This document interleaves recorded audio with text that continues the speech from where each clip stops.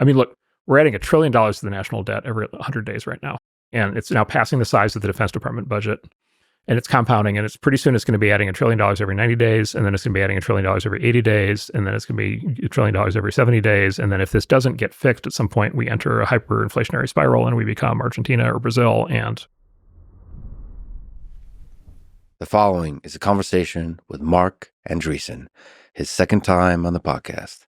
Marc is a visionary tech leader and investor who fundamentally shaped the development of the internet and the tech industry in general over the past 30 years. He's the co-creator of Mosaic, the first widely used web browser, co-founder of Netscape, co-founder of the legendary Silicon Valley venture capital firm Andreessen Horowitz, and is one of the most influential voices in the tech world, including at the intersection of technology and politics. This is the Lex Fridman podcast. To support it, please check out our sponsors in the description. And now, dear friends, here's Marc Andreessen. All right, let's start with optimism. If you were to imagine the best possible 1 to 2 years, 2025, 26, for tech, for big tech and small tech, what would it be? What would it look like? Lay out your vision for the best possible scenario trajectory for America. the Roaring 20s. The Roaring 20s. The Roaring 20s. I mean, look, a couple things. It is remarkable over the last several years with all of the issues, including, everything, not just everything in politics, but also COVID and every other thing that's happened. It's really amazing. The United States just kept growing. If you just look at economic growth charts, the US just kept growing. And very significantly, many other countries stopped growing. So Canada stopped growing, the UK has stopped growing, Germany has stopped growing. And, some of those countries may be actually going backwards at this point. And there's a very long discussion to be had about what's wrong with those countries. And there's, of course, plenty of things that are wrong with our country. But the U.S. is just flat out primed for growth. And I think that's a consequence of many factors, some of which are lucky and some of which through hard work. And so the lucky part is just, number one, we just have like incredible physical security by being our own continent.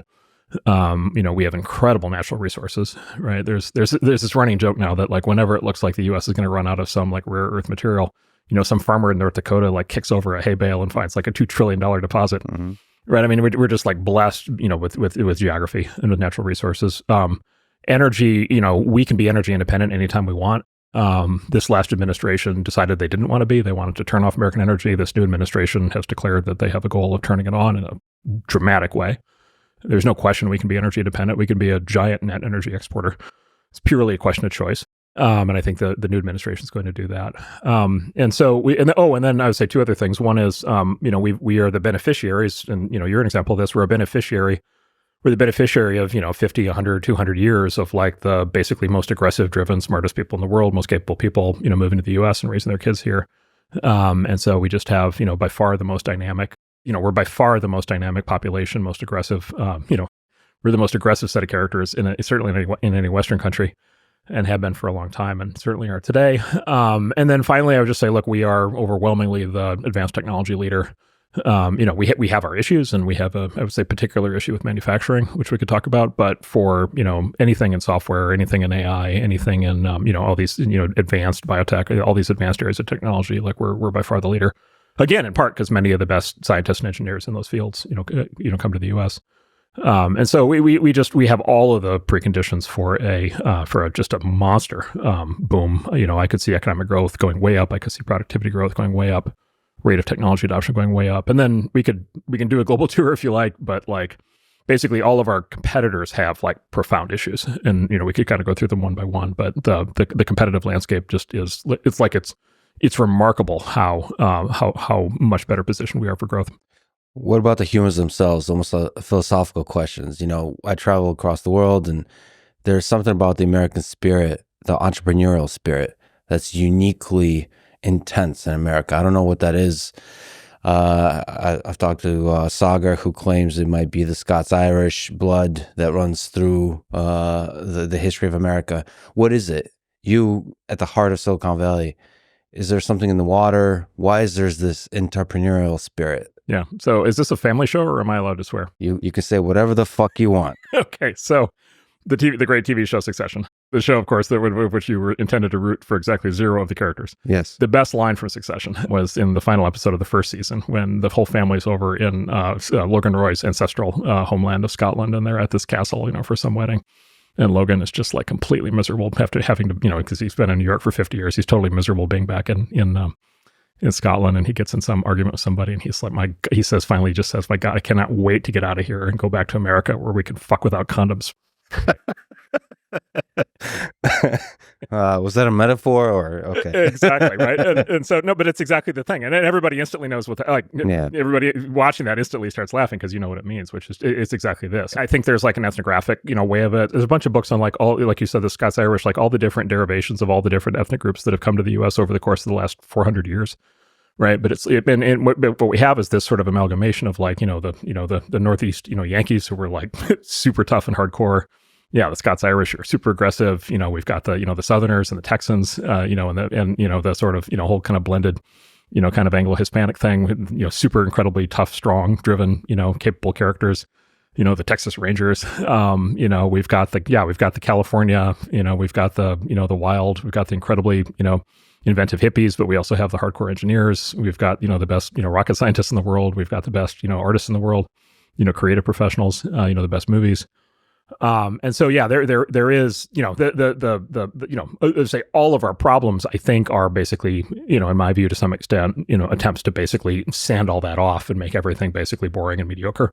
But there is something in the national spirit that basically keeps bouncing back. And basically what we discover over time is we basically just need people to stand up at a certain point and say, it's time to, it's time to build, it's time to grow, it's time to do things. And there's something in the American spirit that just like roars right back to life. And I've seen it before. I actually saw, I saw it as a kid here in the early 80s. Because the 70s were like horribly depressing, right? In the US, like they were a nightmare on many fronts. And in a lot of ways, the last decade to me has felt a lot like the 70s, just being mired in misery. And just this self-defeating, negative attitude, and everybody's upset about everything. And, and then by the way, like energy crisis and hostage crisis and foreign wars and just demoralization, right? The low point in the 70s was, Jimmy Carter, who just passed away. He went on TV and he gave this speech known as the Malaise speech. And it was like the weakest possible, trying to like rouse people back to a sense of like passion. It completely failed. And, we had the hostages in, Iran for, I think, 440 days. And every night on the nightly news, it was, lines around the block, energy crisis, depression, inflation. And then, Reagan came in, and, Reagan was a very controversial character at the time. And, he came in and he's like, nope, it's morning in America. And we're the shining city on the hill, and we're going to do it. And he did it, and we did it. And the national spirit came roaring back and, roared really hard for a full decade. And I think that's exactly what, I think, we'll see, but I think that's what could happen here. And I just did a super long podcast on Milton Friedman with Jennifer Burns, who's this incredible professor at Stanford. And he was part of the Reagan. So there's a bunch of components to that, one of which is economic. Yes. And one of which, maybe you can put a word on it, of not to be romantic or anything, but freedom. Individual freedom, economic freedom, political freedom, and just in general individualism. Yeah, that's right.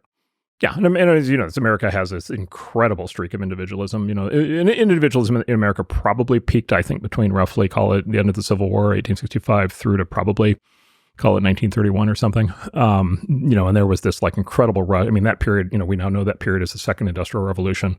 And it's when the United States basically assumed global leadership and basically took over technological and economic leadership from England. And then, that led to, ultimately then therefore being able to, not only industrialize the world, but also win World War II and then win the Cold War. And yeah, there's a massive individualistic streak. By the way, Milton Friedman's old videos are all on YouTube. They are every bit as compelling and inspiring. Yep. As they were then. He's a singular figure, and many of us, I never knew him, but he was actually at Stanford for many years at the Hoover Institution, but I never met him. But I know a lot of people who worked with him, and he was a singular figure, but his all of his lessons, live on or are fully available. But I would also say it's not just individualism, and this is one of the big things that's like playing out in a lot of our culture and kind of political fights right now, which is basically this feeling certainly that I have and I share with a lot of people, which is it's not enough for America to just be an economic zone, and it's not enough for us to just be individuals, and it's not enough to just have line go up, and it's not enough to just have economic success. There are deeper questions at play, and also, there's more to a country than just that, and quite frankly, a lot of it is intangible. A lot of it is involves spirit and passion, and like I said, we have more of it than anybody else. But we have to choose to want it. The way I look at it is like all of our problems are self-inflicted. Like they're decline is a choice. All of our problems are basically demoralization campaigns. Basically people in positions of authority telling us that we shouldn't, stand out. We shouldn't be adventurous. We shouldn't be exciting. We shouldn't be exploratory. We shouldn't, this, that, and the other thing. And we should feel bad about everything that we do. And I think we've lived through a decade where that's been the prevailing theme. And I think quite honestly, as of November, I think people are done with it. If we could go on a tangent of a tangent, since we're talking about individualism, and that's not all that it takes. You've mentioned in the past the book, The Ancient City, yes, by, if I can only pronounce the name, French historian, Numa Denis Fustel de Coulon. I don't know. That was amazing. Okay, all right. From the 19th century. Anyway, you said this is an important book to understand who we are and where we come from. So what that book does, it's actually quite a striking book. So that book is written by this guy. I'm going to let Lex do the pronunciations, the foreign language pronunciations for the day.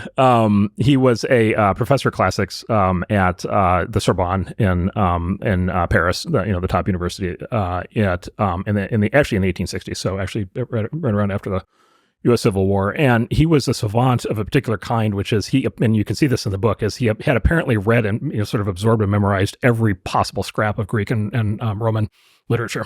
And so it's like a walking index on basically Greek and Roman, everything we know about Greek and Roman culture. And that's significant. The reason this matters is because basically none of that has changed, right? And so he had access to the exact same written materials that we have access to. And so there, we've learned nothing. And then specifically what he did is he talked about the Greeks and the Romans, but specifically what he did is he went back further.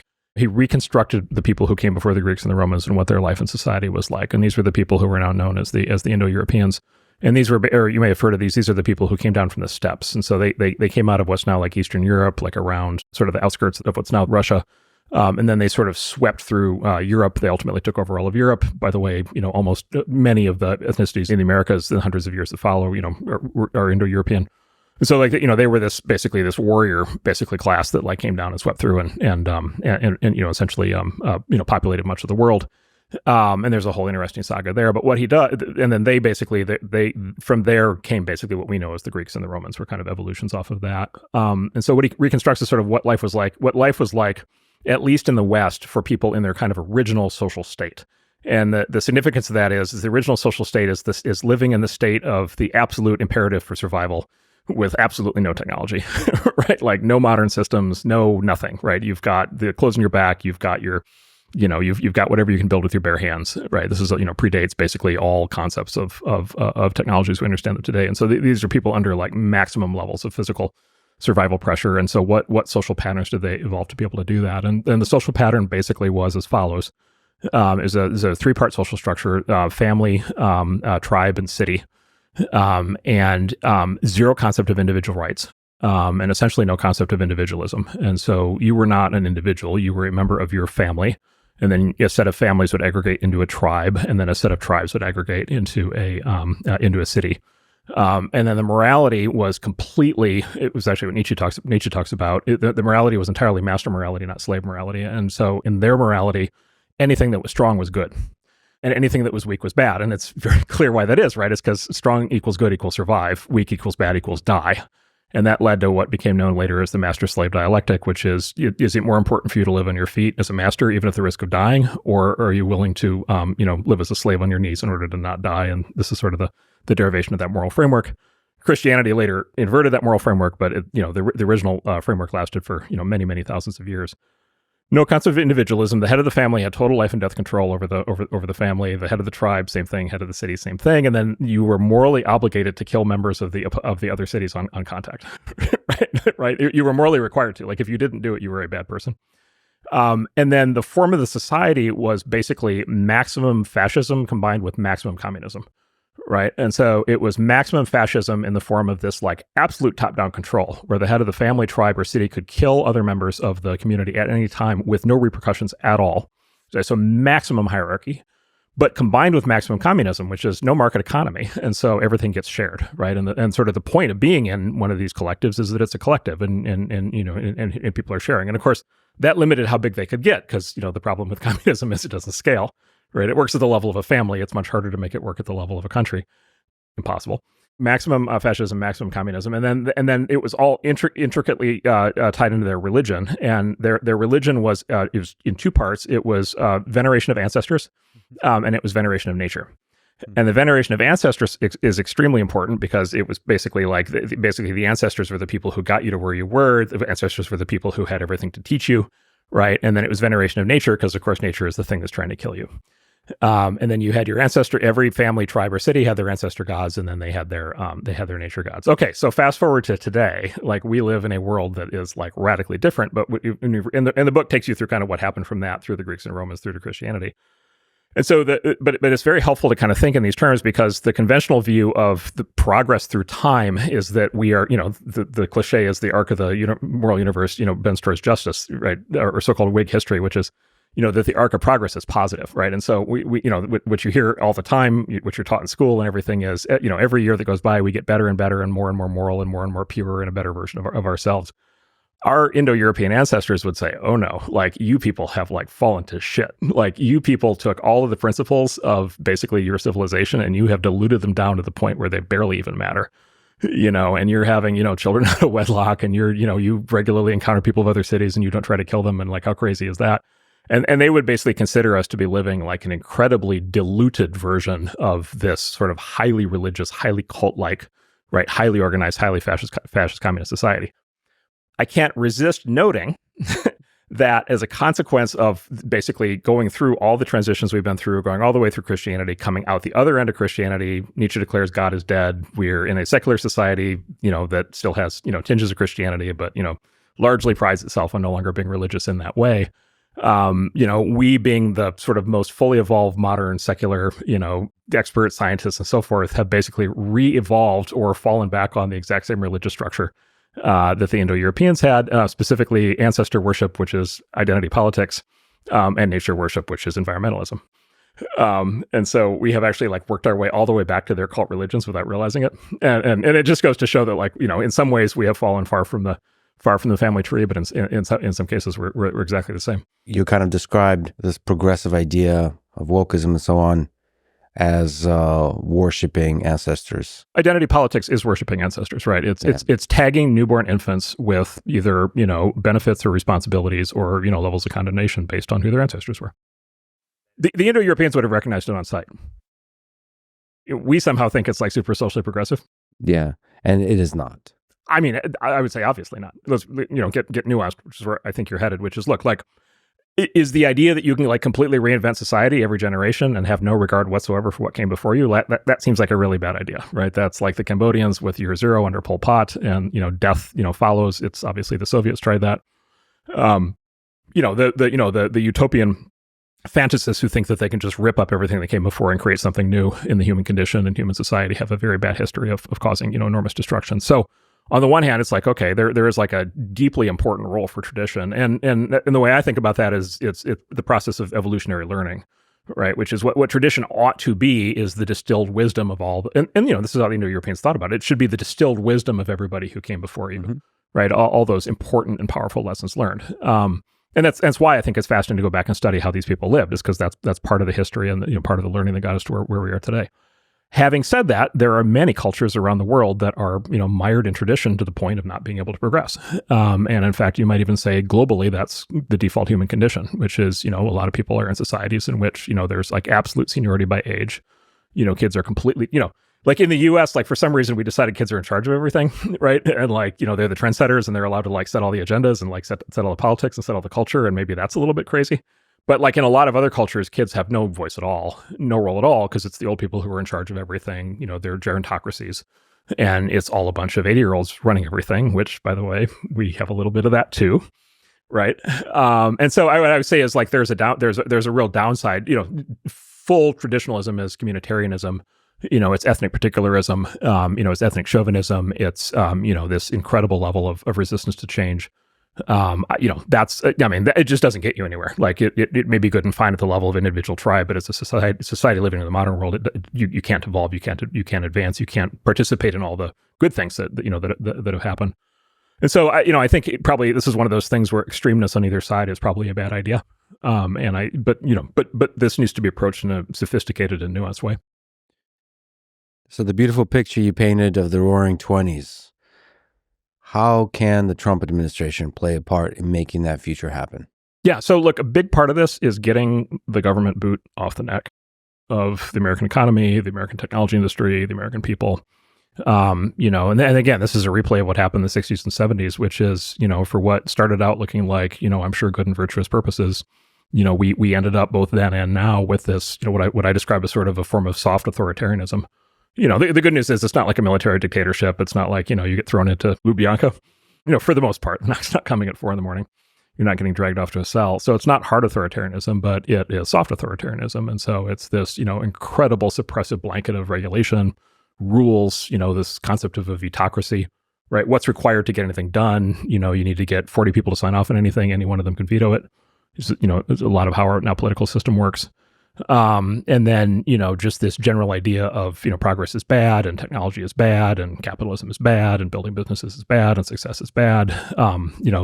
Tall poppy syndrome, basically anybody who sticks their head up, deserves to get it, chopped off. Anybody who's wrong about anything deserves to get condemned forever. Just this very kind of, grinding, repression. And then coupled with specific government actions, such as censorship regimes, right? And debanking, right? And, draconian, deliberately kneecapping, critical American industries. And then, congratulating yourselves in the back for doing it, or, having these horrible social policies like let's let all the criminals out of jail and see what happens. Right. And so like we've just been through this period. I call it a demoralization campaign. Like we've just been through this period where, whether it started that way or not, it ended up basically being this comprehensive message that says you're terrible. And if you try to do anything, you're terrible and fuck you. And the Biden administration reached kind of the full pinnacle of that in our time. They got really bad on many fronts at the same time. And so just like relieving that and getting kind of back to a reasonably, kind of optimistic, constructive, pro-growth frame of mind. There's so much pent-up energy and potential in the American system that alone is going to, I think, cause, growth and spirit to take off. And then there's a lot of things proactively that could be done.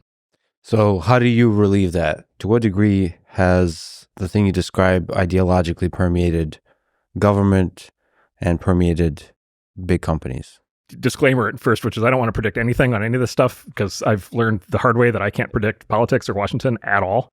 But I would just say that the plans and intentions are clear and the staffing supports it. And all the conversations are consistent with the new administration in that they plan to take very rapid action on a lot of these fronts very quickly. They're going to do as much as they can through executive orders, and then they're going to do legislation and regulatory changes for the rest.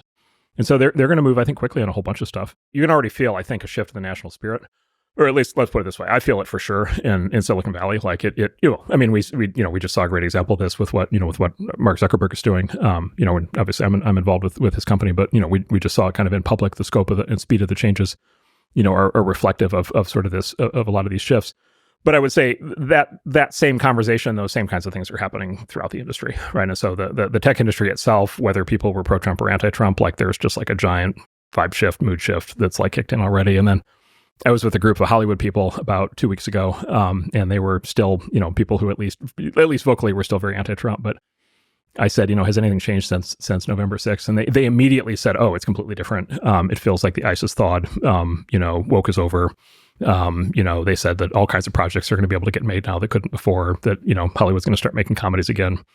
Like they were just like, it's like an incredible immediate environmental change. And as I talk to people kind of throughout, certainly throughout the economy, people who run businesses, I hear that all the time, which is just this last 10 years of misery is just over. I mean, the one that I'm watching that's really funny, I mean, Meta's getting a lot of attention, but the other funny one is BlackRock, which I don't know him, but I've watched for a long time. And so, the Larry Fink, who's the CEO of BlackRock, was like first in as a major, investment CEO on like every dumb social trend and rule set, like all right, I'm going for it. Every retarded thing you can imagine. Yeah. Every ESG and every possible saddling companies with every aspect of just these crazed ideological positions. And, he was coming in, he literally was like, had aggregated together trillions of dollars of shareholdings that he did not, that were his customers.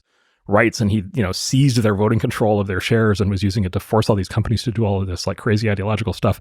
And he was like the typhoid Mary of all this stuff in corporate America. And he in the last year has been like backpedaling from that stuff like as fast as he possibly can. And I saw just an example last week. He pulled out of the corporate net zero alliance. He pulled out of the crazy energy stuff. And so like, he's backing away as fast as he can. He's doing, remember the Richard Pryor backwards walk? Mm-hmm. Richard Pryor had this way where he could back out of a room while looking like he was walking forward. And so, even they're doing that. And just the whole thing, I mean, I don't know if you saw the court recently ruled that NASDAQ had these crazy board of directors composition rules. One of the funniest moments of my life is when my friend Peter Thiel and I were on the Meta board, and these NASDAQ rules came down mandating diversity on corporate boards. And so we sat around the table and had to figure out, which of us counted as diverse. And the very professional attorneys at Meta explained with a 100% complete straight face that Peter Thiel counts as diverse by virtue of being LGBT. And this is a guy who literally wrote a book called The Diversity Myth. Yeah. He literally looked like he swallowed a live goldfish. And this was imposed. I mean, this was like so incredibly offensive to him that like it was just absolutely appalling, and I felt terrible for him. But the look on his face was very funny. And it was imposed by NASDAQ, your stock exchange imposing this stuff on you, and then the court, whatever the court of appeals, just nuked that. So like these things basically are being like ripped down one by one, and what's on the other side of it is basically finally being able to get back to everything that everybody always wanted to do, which is like run their companies, have great products, have happy customers, like succeed, achieve, outperform, and work with the best and the brightest, and not be made to feel bad about it. And I think that's happening in many areas of American society.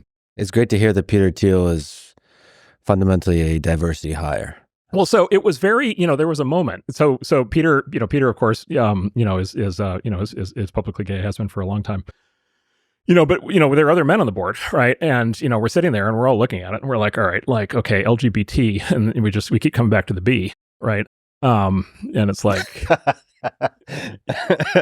it's like, all right, I'm willing to do a lot for this company, but it's all about sacrifice for diversity. Well, yeah, and then it's like, okay, like, is there a test? Right, like, right. So. Oh, yeah, exactly. And how do you prove it? The questions that got asked, What are you willing to do? Yeah, and I've become very good at asking lawyers completely absurd questions with a totally straight face. And do they answer with a straight face? Like Sometimes. Okay. I think in fairness, they have trouble telling when I'm joking. So you mentioned the Hollywood folks, maybe people in Silicon Valley, and the vibe shift. Maybe you can speak to preference falsification. What do they actually believe? How many of them actually hate Trump? What percent of them are feeling this vibe shift and are interested in creating the Roaring 20s in the way they've described? So first, we should maybe talk population. So there's like all of Silicon Valley, and the way to just measure that is just look at voting records, right? And what that shows consistently is Silicon Valley is just at least historically, my entire time there has been overwhelmingly majority just straight up Democrat. The other way to look at that is political donation records, and again, the political donations in the Valley, range from 90 to 99%, to one side. And so, we'll I just bring it up because we'll see what happens with the voting and with donations going forward. We maybe talk about the fire later, but I can tell you there is a very big question of what's happening in Los Angeles right now. I don't want to get into the fire, but it's catastrophic. And, there was already a rightward shift in the big cities in California. And I think a lot of people in LA are really thinking about things right now as they're trying to, literally save their houses and save their families. But even in San Francisco, there was a big shift to the right in the voting in 24. So we'll see where that goes. But you observe that by just looking at the numbers over time. The part that I'm more focused on is and I don't know how to exactly describe this, but it's like the top 1,000 or the top 10,000 people, right? And I don't have a list, but it's it's all the top founders, top CEOs, top executives, top engineers, top VCs, and then kind of into the ranks, the people who kind of build and run the companies. And they're I don't have numbers, but I have a much more tactile feel, for what's happening. So the big thing I have now come to believe is that the idea that people have beliefs is mostly wrong. I think that most people just go along. And I think even most high status people just go along. And I think maybe the most high status people are the most prone to just go along because they're the most focused on status. And the way I would describe that is, one of the great forbidden philosophers of our time is the Unabomber, Ted Kaczynski. And amidst his madness, he had this extremely interesting articulation. He was an insane lunatic murderer, but he was also a Harvard super genius. Not that those are in conflict. But shots fired, man. But he was a very bright guy, and he did this whole thing where he talked about, basically he was very right wing and talked about leftism a lot. And he had this great concept that's just stuck in my mind ever since I read it, which is he had this concept he just called over socialization. And so, most people are socialized. Most people are socialized. Like most people are, we live in a society. Most people learn how to be part of a society. They give some deference to the society. There's something about modern Western elites where they're over-socialized, and they're just like overly oriented towards what other people like themselves, think and believe. And you can get a real sense of that if you have a little bit of an outside perspective, which I just do, I think, as a consequence of where I grew up. Like even before I had the views that I have today, there was always just this weird thing where it's like, why does every dinner party have the exact same conversation? Why does everybody agree on every single issue? Why is that agreement precisely what was in the New York Times today? Why are these positions not the same as they were 5 years ago? Right.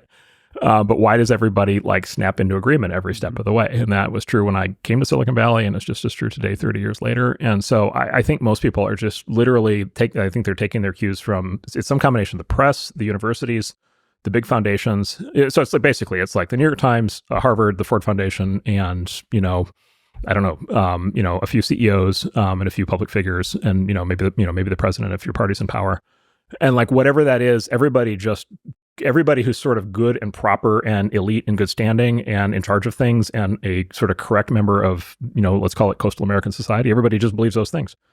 And then the two interesting things about that is, number one, there's no divergence among the organs of power, right? So Harvard and Yale believe the exact same thing. The New York Times and the Washington Post believe the exact same thing. The Ford Foundation and the Rockefeller Foundation believe the exact same thing. Google and, Microsoft believe the exact same thing. But those things change over time, but there's never conflict in the moment, right? And so, the New York Times and the Washington Post agreed on exactly everything in 1970, 1980, 1990, 2000, 2010, and 2020. Despite the fact that the specifics changed radically, the lockstep was what mattered. And so I think basically we in the Valley, we're on the tail end of that in the same way Hollywood's on the tail end of that, in the same way New York's on the tail end of that, the same way the media's on the tail end of that. It's like some sort of collective hive mind thing. And I just go through that to say, I don't think most people in my orbit, or, let's say the top 10,000 people in the Valley, or the top 10,000 people in LA, I don't think they're sitting there thinking, basically, they probably think they have rock solid beliefs, but they don't actually have some inner core of rock solid beliefs, and then they kind of watch reality change around them and try to figure out how to keep their beliefs correct. I don't think that's what happens. I think what happens is they conform to the belief system around them. And I think most of the time they're not even aware that they're basically part of a herd. Is it possible that the surface chatter of dinner parties, underneath that, there is a turmoil of ideas and thoughts and beliefs that's going on, but you're just talking to people really close to you or in your own mind, and the socialization happens at the dinner parties? When you go outside the inner circle of 1, 2, 3, 4 people who you really trust, then you start to conform. But inside the mind, there is an actual belief or a struggle, a tension with the New York Times or with the for the listener, there's a slow smile that overtook Marc Andreessen's face. So look, I'll just tell you what I think, which is at the dinner parties and at the conferences, no, there's none of that. It's what there is that all of the heretical conversations, anything that challenges the status quo, any heretical ideas, and any new idea, is a heretical idea. Any deviation, it's either discussed a one-on-one, face-to-face. It's like a whisper network. Or it's like a real life social network. There's a secret handshake, which is okay, you meet somebody and you know each other a little bit, but not well. And you're both trying to figure out if you can talk to the other person openly or whether you have to be fully conformist. It's a joke. Well, yeah, humor. 100%. Somebody cracks a joke, yeah. Right? Somebody cracks a joke. Yep. If the other person laughs, the conversation is on. Yeah, yeah. If the other person doesn't laugh, back slowly away from the scene. I didn't mean anything by it. Yeah. Right. And by the way, it doesn't have to be a super offensive joke. It just has to be a joke that's just up against the edge of one of the, to use the Sam Bankman-Fried term, one of the shibboleths It has to be up against one of the things one of the things that you're absolutely required to believe to be the dinner parties. And then at that point, what happens is you have a peer-to-peer network, right? You have a one-to-one connection with somebody, and then you have your little conspiracy of thought criminality. And then you have your you've probably been through this. You have your network of thought criminals, and then they have their network of thought criminals, and then you have this like delicate mating dance as to whether you should bring the thought criminals together, right? And the dance, the fundamental mechanism of the dance is humor. Yeah, it's humor. Like, it's right. Well, of course, memes. Yeah. Well, for two reasons. Number one, humor is a way to have deniability, right? Humor is a way to discuss serious things with having deniability. Oh, I'm sorry, it was just a joke, right? So that's part of it, which is one of the reasons why comedians can get away with saying things the rest of us can't. Is they can always fall back on, oh yeah, I was just going for the laugh. Yeah. But the other key thing about humor, right, is that laughter is involuntary, right? Like, you either laugh or you don't, and it's not like a conscious decision whether you're going to laugh. And everybody can tell when somebody's fake laughing, right? And every professional comedian knows this, right? The laughter is the clue that you're onto something truthful. Like, people don't laugh at like made up bullshit stories. They laugh because like you're revealing something that they either have not been allowed to think about or have not been allowed to talk about, right? Or is off limits. And all of a sudden it's like the ice breaks and it's like, oh yeah, that's the thing. And it's funny. And like, I laugh. And then of course, this is why, of course, live comedy is so powerful, is because you're all doing that at the same time. So you start to have, right, the safety of numbers. And so the comedians have like it's no surprise to me, like, for example, Joe's been as successful as he has because they have this hack that the rest of us who are not professional comedians don't have. But you have your in-person version of it. Yeah. And then you got the question of whether you can sort of join the networks together. And then you've probably been to this is, then at some point there's like the alt dinner party, the thought criminal dinner party, and you get 6 or 8 people together and you join the networks. And those are like the happiest, at least in the last decade, those are like the happiest moments of everybody's lives, because they're just like, everybody's just ecstatic because they're like, I don't have to worry about getting yelled at and shamed like for every third sentence that comes out of my mouth, and we can actually talk about real things. So that's the live version of it, and then of course the other side of it is the group chat phenomenon, right? And then basically the same thing played out, until Elon bought X and until Substack took off, which were really the two big breakthroughs in free speech online. The same dynamic played out online, which is you had absolute conformity on the social networks, like literally enforced by the social networks themselves through censorship, and then also through cancellation campaigns and mobbing and shaming, right? But then group chats grew up to be the equivalent of samizdat, right? Anybody who grew up in the Soviet Union under communism, they had the hard version of this, right? It's like, how do you know who you could talk to, and then how do you distribute information, and again, that was the hard authoritarian version of this, and then we've been living through this weird mutant, soft authoritarian version, but with some of the same patterns.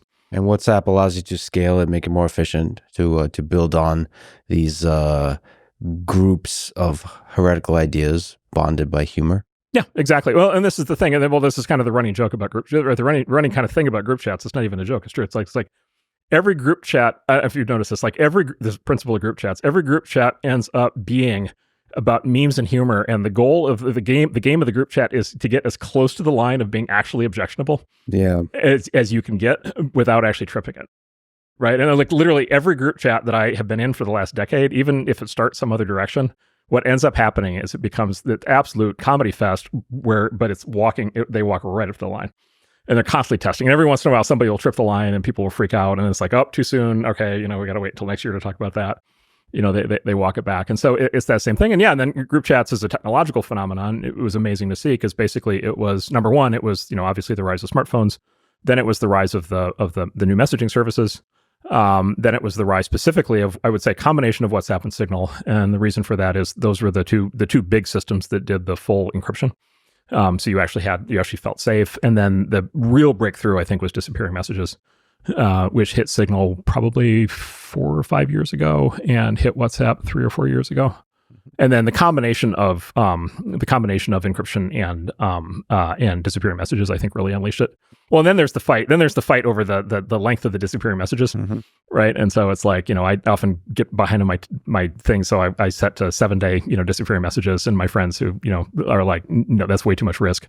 Yeah, it's got to be a day. And then every once in a while, somebody will set it to 5 minutes before they send something like particularly inflammatory. Yeah. 100%.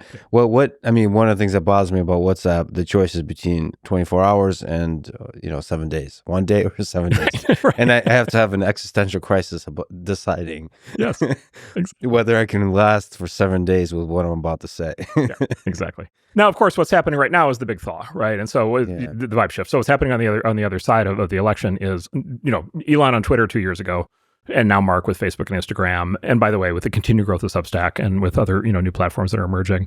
I think it may be, I don't know that everything just shifts back into public, but like a tremendous amount of the verboten conversations, can now shift back into public view.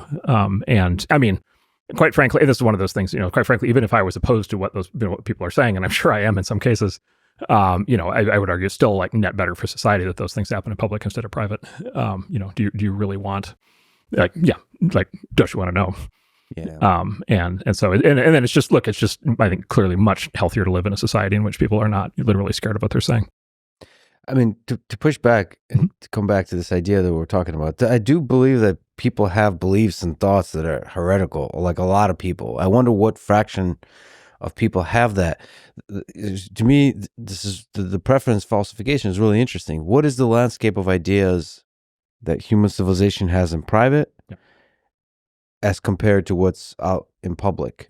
Because like that, the dynamical system that is the difference between those two is fascinating. Like there's throughout history, the fall of communism in multiple regimes throughout Europe is really interesting because everybody was following, the line until not. Right. But you better, for sure, privately, there was a huge number of boiling conversations happening where like the bureaucracy of communism, the corruption of communism, all of that was really bothering people more and more and more and more. And all of a sudden, there's a trigger that allows the vibe shift to happen. So to me, like the interesting question here is, what is the landscape of private thoughts and ideas and conversations that are happening under the surface of Americans? Especially, my question is, how much dormant energy is there for this roaring 20s where people are like, no more bullshit, let's get shit done? Yeah. So we'll go through the theory of preference falsification. Yes, just by the way, amazing. The books on this is fascinating. Yeah. So this is one of the all-time great books. Incredible. It's about 20, 30-year-old book, but it's completely modern and current in what it talks about, as well as very deeply historically informed. So it's called Private Truths, Public Lies, and it's written by a social science professor named Timur Kuran at, I think, Duke. And it's definitive work on this. And so he has this concept he calls preference falsification. And so preference falsification is two things. Preference falsification, and you get it from the title of the book, Private Truths, Public Lies. So preference falsification is when you believe something and you can't say it. Or, and this is very important, you don't believe something and you must say it. Right? And the commonality there is in both cases you're lying. You believe something internally and then you're lying about it in public. And so the thing, and there's sort of the two classic forms of it. There's for example, there's the I believe communism is rotten, but I can't say it version of it. But then there's also the famous parable of the real life example, but the thing that Václav Havel talks about in the other good book on this topic, which is The Power of the Powerless. Who was an anti-communist resistance fighter who ultimately became the president of Czechoslovakia after the fall of the wall. But he wrote this book, and he describes the other side of this, which is workers of the world unite, right? And so he describes what he calls the parable of the greengrocer, which is you're a greengrocer in Prague in 1985, and for the last 70 years, 50 years, it's been absolutely mandatory to have a sign in the window of your store that says "Workers of the World Unite," right? And it's 1985. It is like crystal clear that the workers of the world are not going to unite. Like of all the things that could happen in the world, that is not going to happen. The commies have been at that for 70 years. It is not happening. But that slogan had better be in your window every morning, because if it's not in your window every morning, you are not a good communist. The secret police are going to come by and they're going to get you. And so the first thing you do when you get to the store is you put that slogan in the window and you make sure that it stays in the window all day long. But he says the thing is, every single person, the greengrocer knows the slogan is fake. He knows it's a lie. Every single person walking past the slogan knows that it's a lie. Every single person walking past the store knows that the greengrocer is only putting it up there because he has to lie in public. And the greengrocer has to go through the humiliation of knowing that everybody knows that he's caving into the system and lying in public. And so it turns into demoralization campaign. It's not just ideological enforcement. In fact, it's not ideological enforcement anymore because everybody knows it's fake. The authorities know it's fake. Everybody knows it's fake. It's not that they're enforcing the actual ideology of the world's workers of the world uniting. It's that they are enforcing compliance, right? And compliance with the regime. And fuck you, you will comply, right? And so anyway, that's the other side of that. And of course, we have lived in the last decade through a lot of both of those. I think anybody listening to this could name a series of slogans that we've all been forced to chant for the last decade that everybody knows at this point are just like simply not true. I'll let the audience, speculate on those on their own group chats. Send Mark your memes online as well, please. Yes, exactly. But okay, so anyway, so it's the two sides of that, right? So it's private truths, public lies. So then what preference falsification does is it talks about extending that from the idea of the individual experiencing that to the idea of the entire society experiencing that, right? And this gets to your percentages question, which is like, okay, what happens in a society in which people are forced to lie in public about what they truly believe? What happens, number one, is that individually they're lying in public, and that's bad. But the other thing that happens is they no longer have an accurate gauge at all or any way to estimate how many people agree with them. And this is how you, and again, this literally is like how you get something like the communist system, which is like, okay, you end up in a situation in which 80 or 90 or 99% of a society can actually all be thinking individually, I really don't buy this anymore. And if anybody would just stand up and say it, I would be willing to go along with it, but I'm not going to be the first one to put my head on the chopping block. But you have because of the suppression, censorship, you have no way of knowing how many other people agree with you. And if the people who agree with you are 10% of the population and you become part of a movement, you're going to get killed. If 90% of the people agree with you, you're going to win the revolution, right? And so the question of like what the percentage actually is like a really critical question. And then basically in any sort of authoritarian system, you can't like run a survey, right, to get an accurate result. And so you actually can't know until you put it to the test. And then what he describes in the book is it's always put to the test in the same way. And this is exactly what's happened for the last 2 years, like 100% of exactly what's happened. It's like straight out of this book, which is somebody, Elon, sticks his hand up and says, the workers of the world are not going to unite. Yep. Right? Or the emperor is actually wearing no clothes, right? That famous parable, right? So one person stands up and does it. And literally that person is standing there by themselves and everybody else in the audience is like, ooh, I wonder what's going to happen to that guy. Right? But again, nobody knows. Elon doesn't know. The first guy doesn't know. Other people don't know, like, which way is this going to go? And it may be that that's a minority position and that's a way to get yourself killed. Or it may be that that's the majority position and you are now the leader of a revolution. And then basically, of course, what happens is, okay, the first guy does that, doesn't get killed. The second guy does, well, a lot of the time that guy does get killed. But when the guy doesn't get killed, then a second guy pops his head up, says the same thing. All right, now you've got 2 leads to 4 leads to 8 leads to 16. And then as we saw with the fall of the Berlin Wall, this is what happened in Russia and Eastern Europe in 89. When it goes, it can go, right? And then it rips. And then what happens is very, very quickly, if it turns out that you had a large percentage of the population that actually believed a different thing, it turns out all of a sudden everybody has this giant epiphany that says, oh, I'm actually part of the majority. And at that point, like you are on the freight train to revolution, right? Like it is rolling, right? Now, the other part of this is the distinction between the role of the elites and the masses. And here the best book is called The True Believer, which is the Eric Hoffer book. And so the nuance you have to put on this is the elites play a giant role in this because the elites do idea formation and communication. But the elites, by definition, are a small minority. And so there's also this giant role played by the masses. And the masses are not necessarily thinking these things through in the same intellectualized, formal way that the elites are. But they are for sure experiencing these things in their daily lives. And they for sure have at least very strong emotional views on them. And so when you really get the revolution, it's when you get the elites lined up with, or a new, either the current elites change or the new set of elites, a new set of counter elites basically come along and say, no, there's actually a different and better way to live. And then the people basically decide to follow the counter elite. So that's the other dimension to it. And of course, that part is also happening right now. And again, case study number one of that would be Elon and his, it turns out, truly massive following.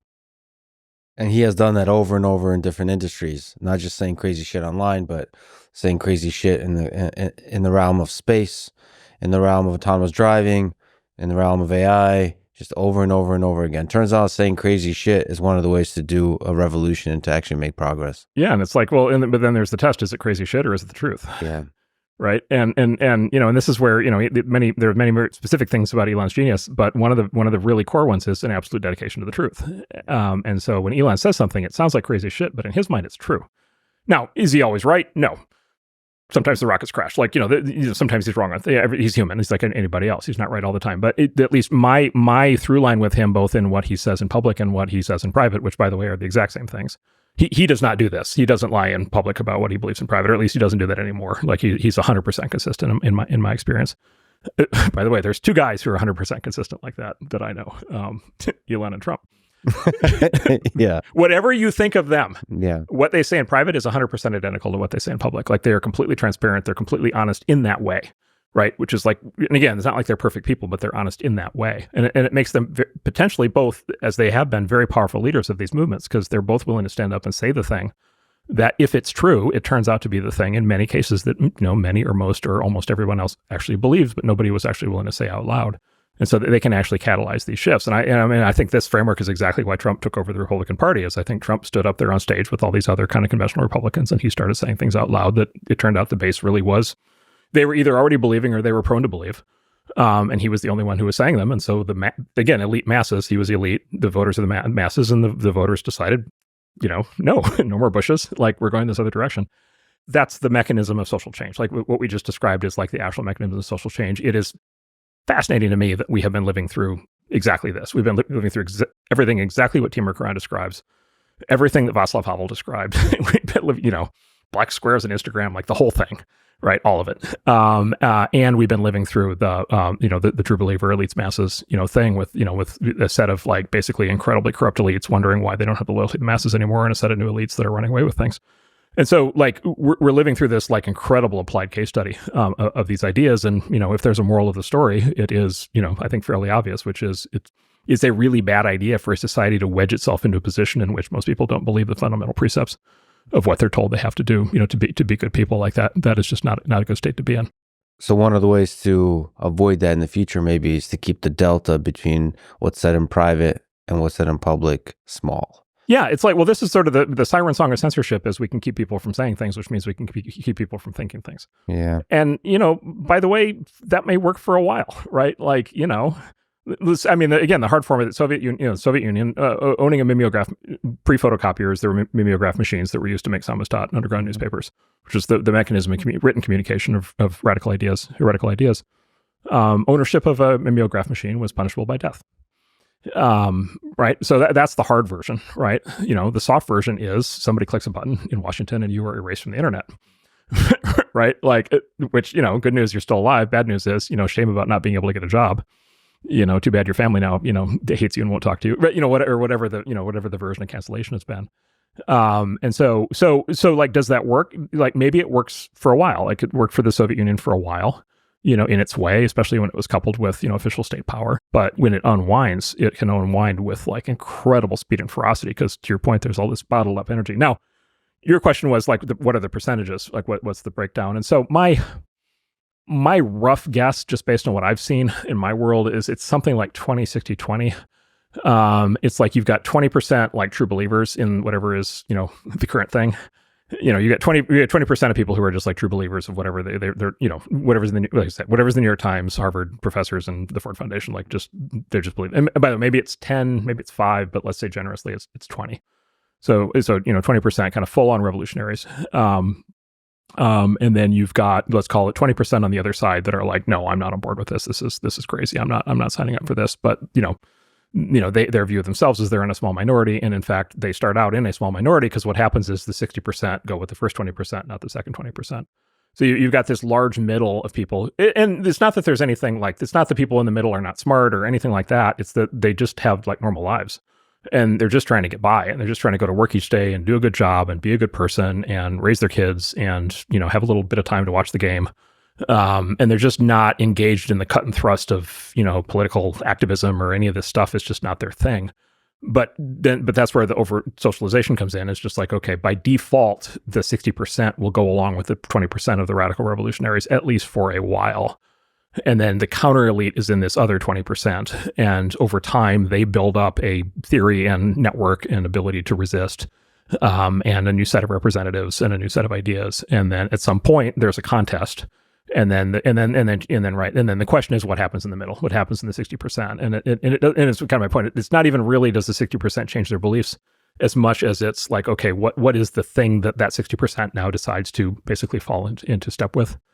And I think that 60% in the Valley, that 60% for the last decade decided to be woke, and extremely, I would say, on edge on a lot of things. And that 60% is pivoting in real time.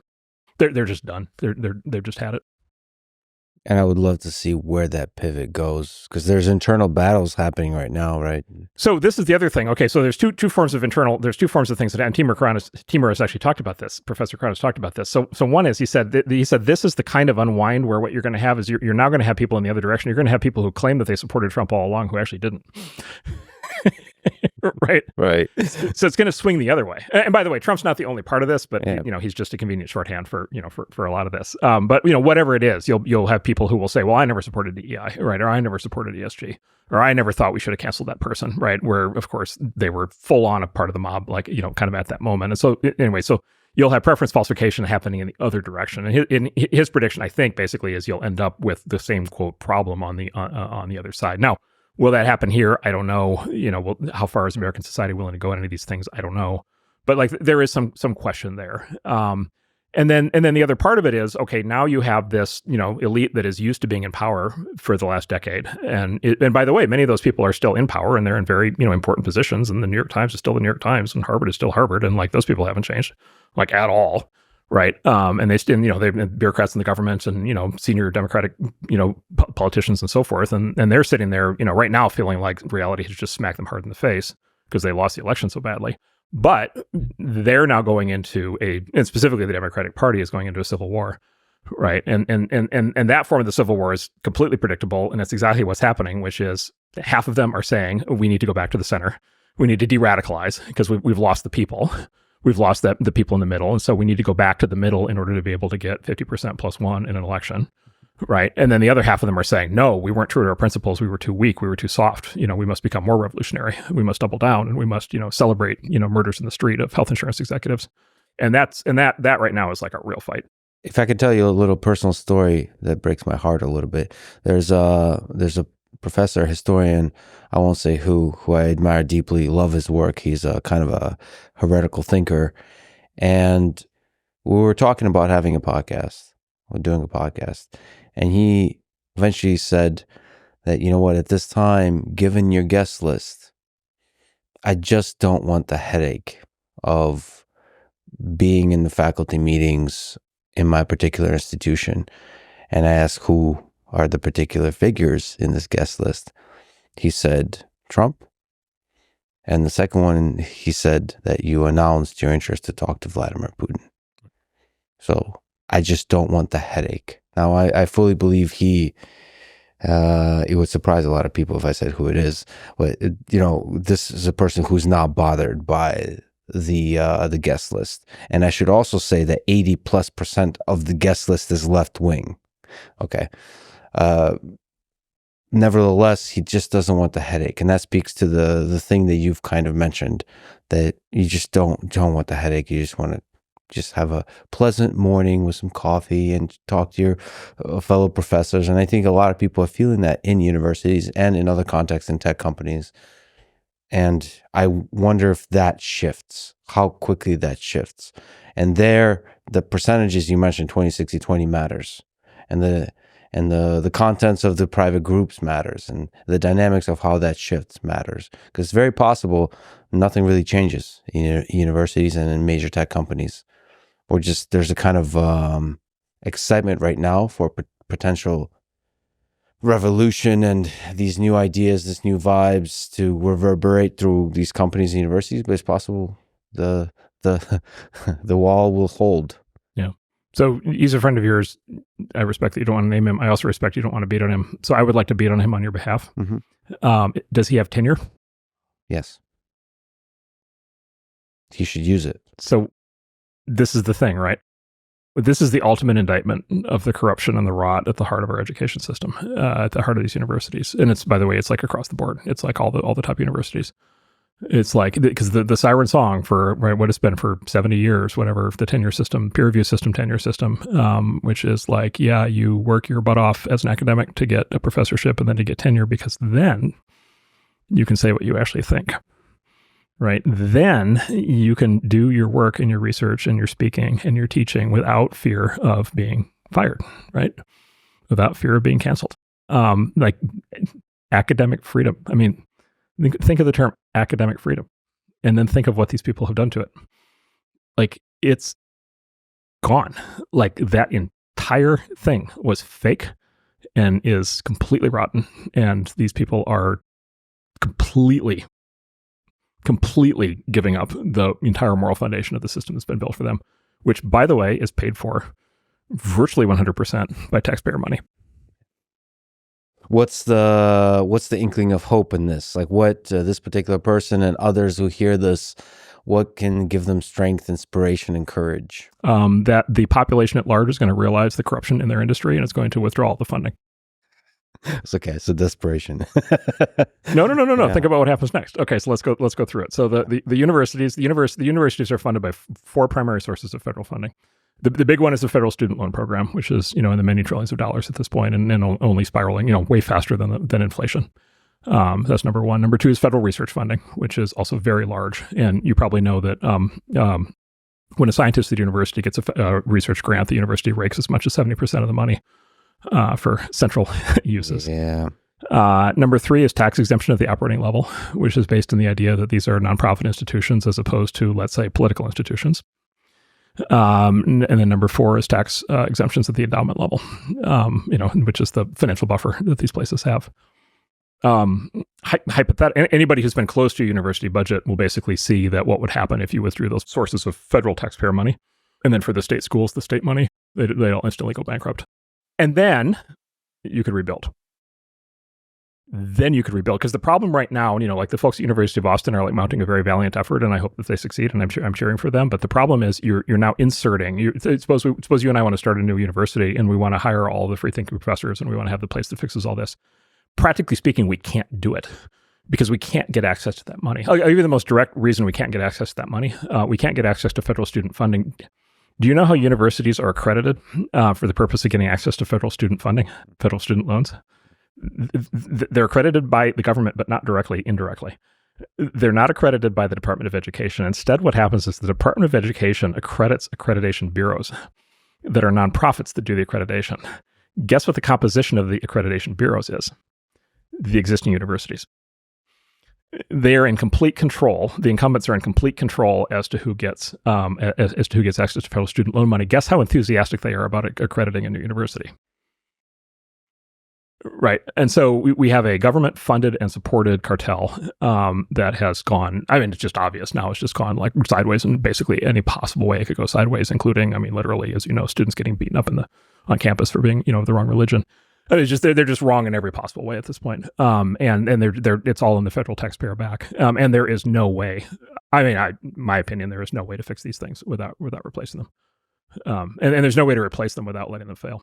And by the way, it's like everything else in life. In a sense, this is like the most obvious conclusion of all time, which is what happens in the business world when a company does a bad job is they go bankrupt and another company takes its place, right? And that's how you get progress. And of course, below that is what happens is this is the process of evolution, right? Why does anything ever get better? It's because things are tested and tried, and then the things that are good survive. And so these places have cut themselves off. They've been allowed to cut themselves off from evolution at the institutional level and evolution at the individual level, as shown by the just widespread abuse of tenure.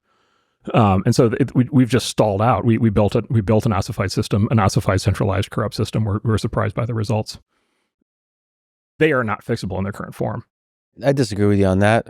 Maybe it's grounded in hope that I believe you can revolutionize a system from within, because I do believe Stanford and MIT are important. Oh, but that logic doesn't follow at all. That's underpants gnome logic. Underpants gnome. Can you explain what that means? Underpants gnome logic. So I just started watching a key touchstone of American culture with my 9-year-old, which of course is South Park. Yes. And there is which, by the way, is a little aggressive for a 9-year-old. Very aggressive. But he likes it. So he's learning all kinds of new words. And all kinds of new ideas. But yeah, I told him, I said, you're going to hear words on here that you are not allowed to use. Right. Yes. And Education. I said, you know how we have an agreement that we never lie to mommy? I Yeah. said not using a word that you learn in here does not count as lying. Wow. And keep that in mind. Orwellian redefinition of lying, but yes, go ahead. Of course, in the very opening episode, in the first 30 seconds, one of the kids calls the other kid a dildo. Right, we're off to the races. Yep. Let's go. Daddy, what's a dildo? Yep. So, sorry, son. I don't know. Yeah. The Underpants Gnomes. So famous episode of South Park, the Underpants Gnomes. And so the Underpants Gnomes. So there's this rat. All the kids basically realize that their underpants are going missing from their dresser drawers. Somebody's stealing the underpants, and it's just like, well, who on earth would steal the underpants? And it turns out it's the Underpants Gnomes. And it turns out the Underpants Gnomes have come to town, and they've got this little underground warren of tunnels and storage places for all the underpants. And so they go out at night, they steal the underpants, and the kids discover that, the Underpants Gnomes, and they're, what are you doing? Like, what's the point of this? And so the Underpants Gnomes present their master plan, which is a 3-part plan, which is step 1, collect underpants. Step 3, profit. Yeah. Step 2, question mark. Yeah. So you just propose the Underpants Gnome. Yeah. Which is very common in politics. So the form of this in politics is, we must do something. Yeah. This is something. Therefore, we must do this. But there's no causal logic chain in there at all to expect that that's actually going to succeed, because there's no reason to believe that it is. Yeah, but it's the same thing. But this is what I hear all the time. And I will let you talk as the host of the show in a moment. But but I hear this all the time. I have friends who are on these boards, right? Very involved in these places, and I hear this all the time, which is like, oh, these are very important. We must fix them, and so therefore they are fixable. There's no logic chain there at all. If there's that pressure that you described in terms of cutting funding, then you have the leverage to fire a lot of the administration and have new leadership that steps up, that aligns with this vision that things really need to change at the heads of the universities. And they put students and faculty at primary, fire a lot of the administration, and realign and reinvigorate this idea of freedom of thought and intellectual freedom. I mean, because there is already a framework of great institutions that's there, and the way they talk about what it means to be a great institution is aligned with this very idea that you're talking about. It's this meaning like intellectual freedom, the idea of tenure, right? On the surface, it's aligned. Underneath, it's become corrupted. If we say free speech and academic freedom often enough, sooner or later, these tenured professors will get brave. Wait, do you think the universities are fundamentally broken? Okay, so how do you fix it? How do you have institutions for educating 20-year-olds and institutions that host researchers that have the freedom to do epic shit, like research type shit that's outside the scopes of R&D departments and inside companies? So how do you create an institution like that? How do you create a good restaurant when the one down the street sucks? All right. You invent something new. You open a new restaurant. Yeah. Like, how often in your life have you experienced a restaurant that's just absolutely horrible and it's poisoning all of its customers and the food tastes terrible, and then 3 years later you go back and it's fantastic? Charlie Munger actually had the best comment on this. Great investor, Charlie Munger, had the great comment. He was once asked, he's like, General Electric was going through all these challenges, and he was asked at a Q&A, he said, how would you fix the culture at General Electric? And he said, fix the culture at General Electric? He said, I couldn't even fix the culture at a restaurant. Like, it's insane. Like, obviously you can't do it. I mean, nobody in business thinks you can do that. Like, it's impossible. Like, it's not.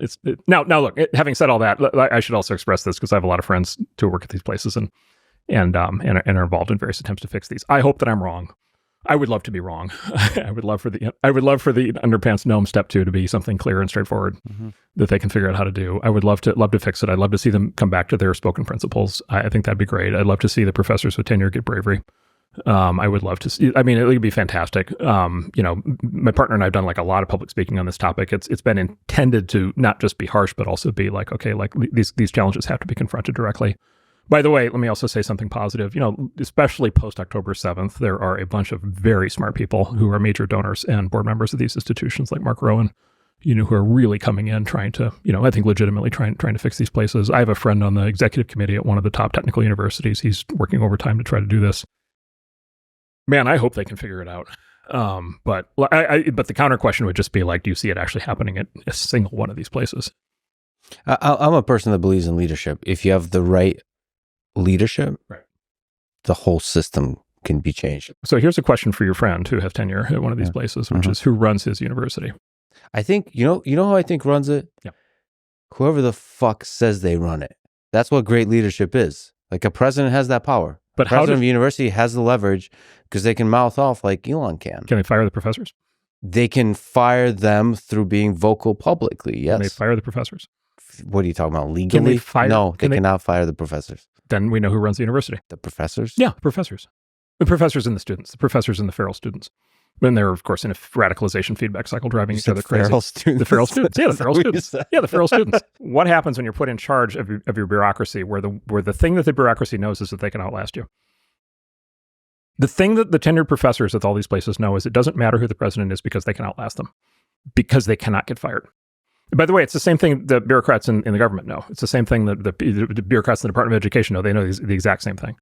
They can outlast you. It's the whole thing that it's the resistance. Like they can be the resistance. They can just sit there and resist, which is what they do. They're not fireable. That's definitely a crisis that needs to be solved. That's a huge problem. And I also don't like that I'm defending academia here. I agree with you that the situation is dire. And, but I just think that institutions are important. And I should also add context, since you've been grilling me a little bit. You were using restaurants as an analogy. And earlier offline in this conversation, you said that Dairy Queen is a great restaurant. So let's say Dairy Queen is a great restaurant. Let the listener take I said Dairy Queen is the best restaurant. The best restaurant. There you go. So everything that Marc Andreessen is saying today. I don't want that into context. You should go order a Blizzard. Just one day you should walk down there and order a Blizzard. Yeah. They can get like 4,000 calories in a cup. They can. It's and they're delicious. Amazing. They are truly delicious. And they'll put anything in there you want. All right. Okay. But anyway, let me just close by saying, look, my friends in the university system, I would just say, look, this is the challenge. Like I would just pose this as the challenge. Like to me, like this is, having had a lot of these conversations, like this is the bar, in my view. This is the conversation that actually has to happen. This is the bar that actually has to be hit. These problems need to be confronted directly. Because I think there's been way too much. I mean, I'm actually worried kind of on the other side. There's too much happy talk in these conversations. Mm-hmm. I think the taxpayers do not understand this level of crisis. And I think if the taxpayers come to understand it, I think the funding evaporates.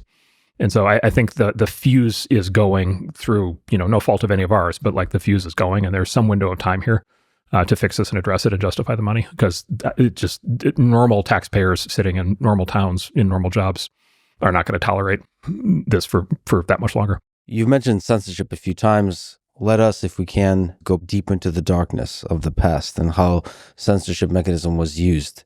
So you are a good person to speak about the history of this because you were there on the ground floor in 2013-ish, Facebook. I heard that you were there when they invented or maybe developed the term hate speech in the context of censorship on social media.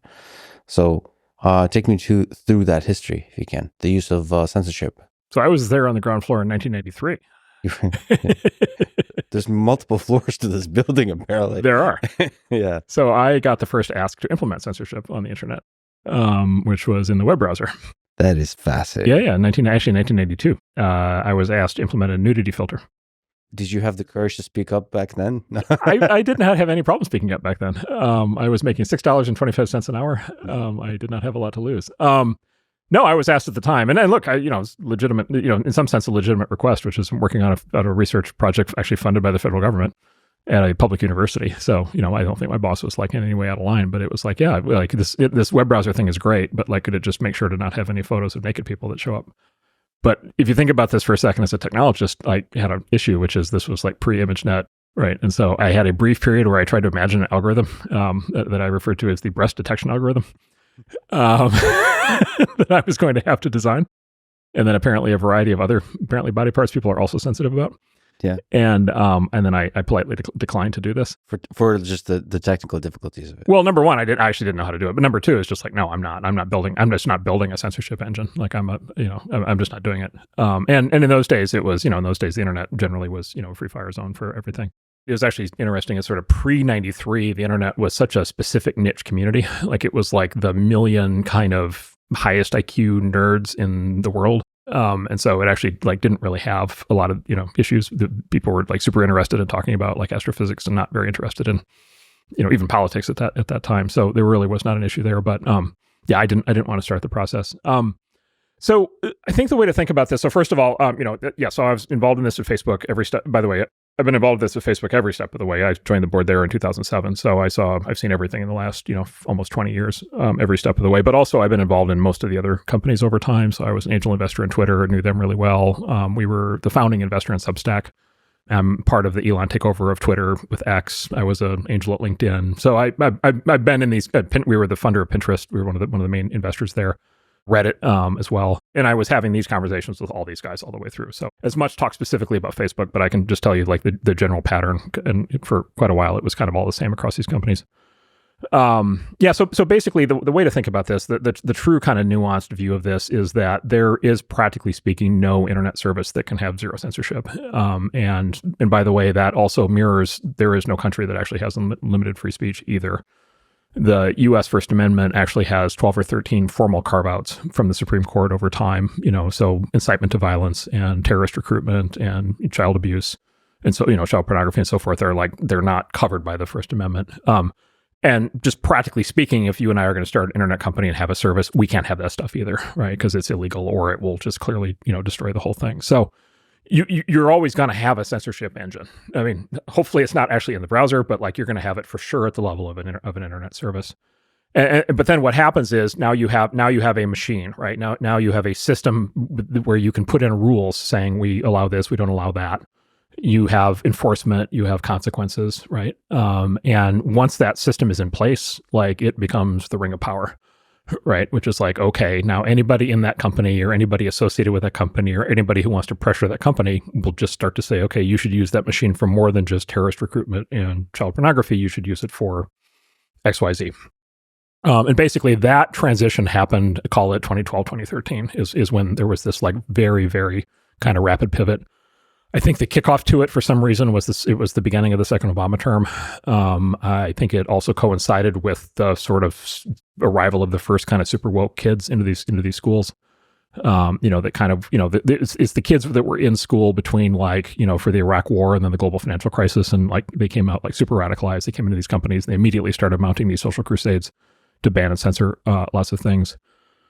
And then, quite frankly, the Democratic Party figured this out, and they figured out that these companies were, very subject to being controlled, and the executive teams and boards of directors are almost all Democrats, and there's tremendous circulation. A lot of Obama people from the first term actually came and worked in these companies, and a lot of FBI people and other law enforcement intelligence people came in and worked, and they're all they were all Democrats for that set. And so they just the ring of power was lying on the table.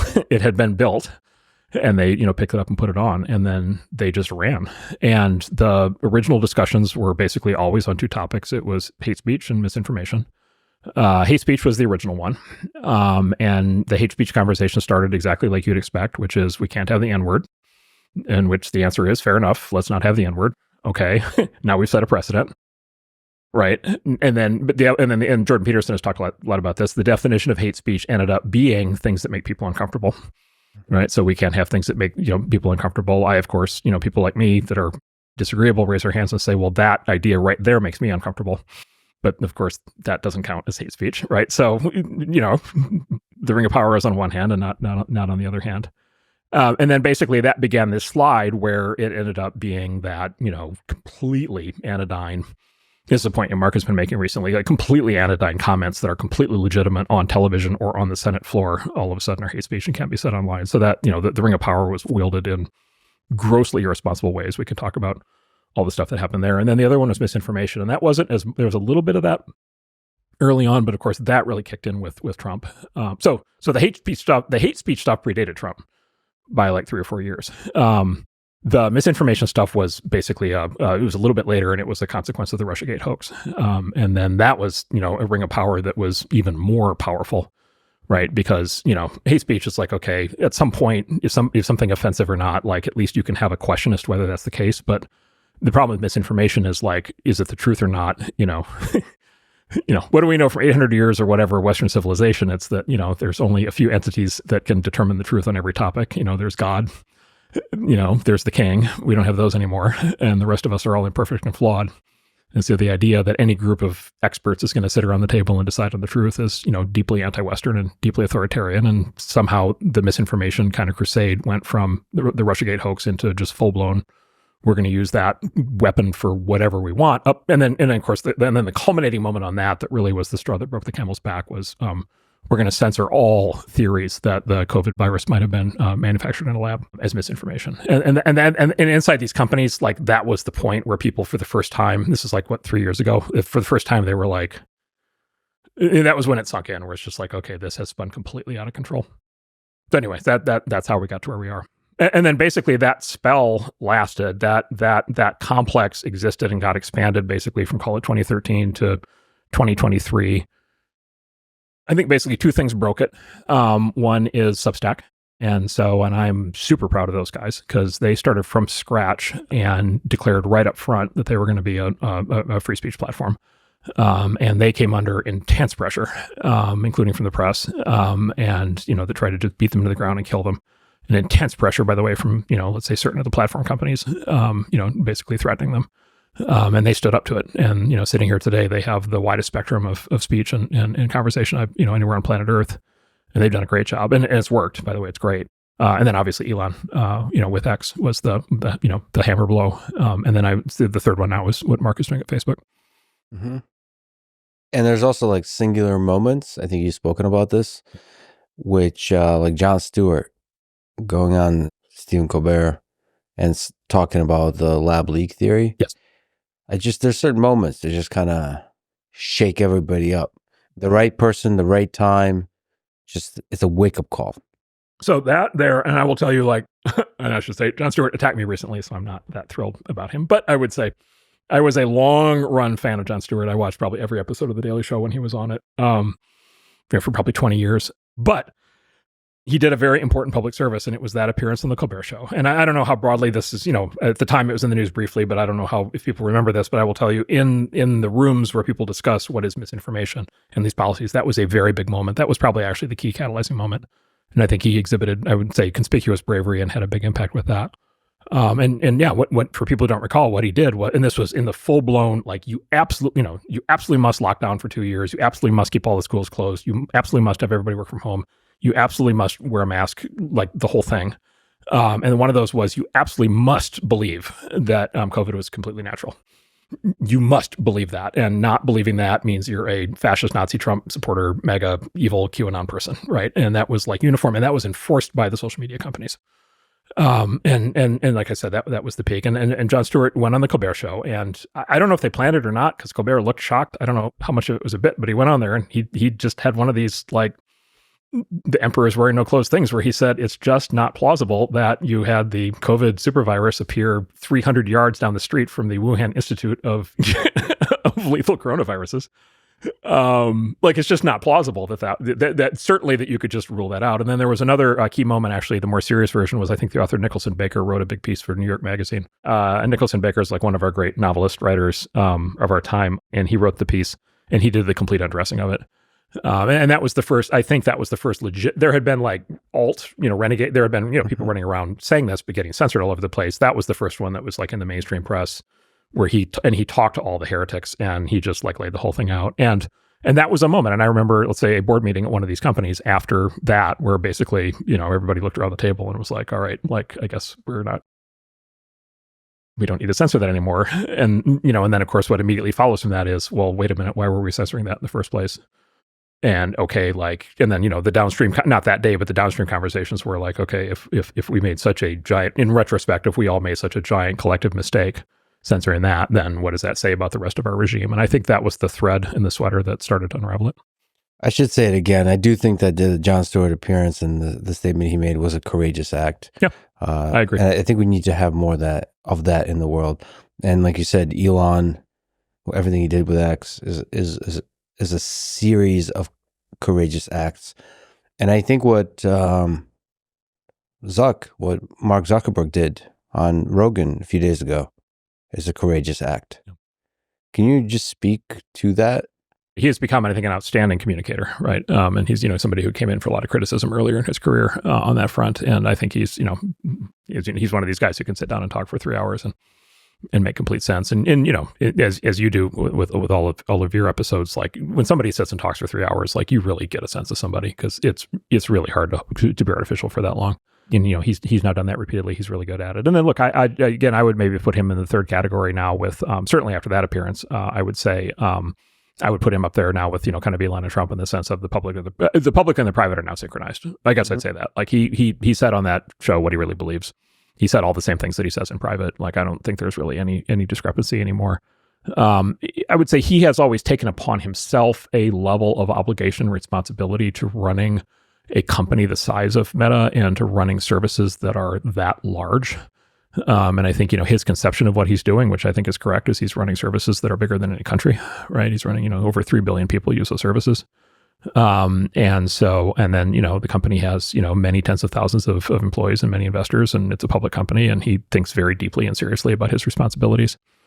And so, he has not felt like he has had, let's just say, the complete flexibility that Elon has had. And people could argue that one way or the other, but he talked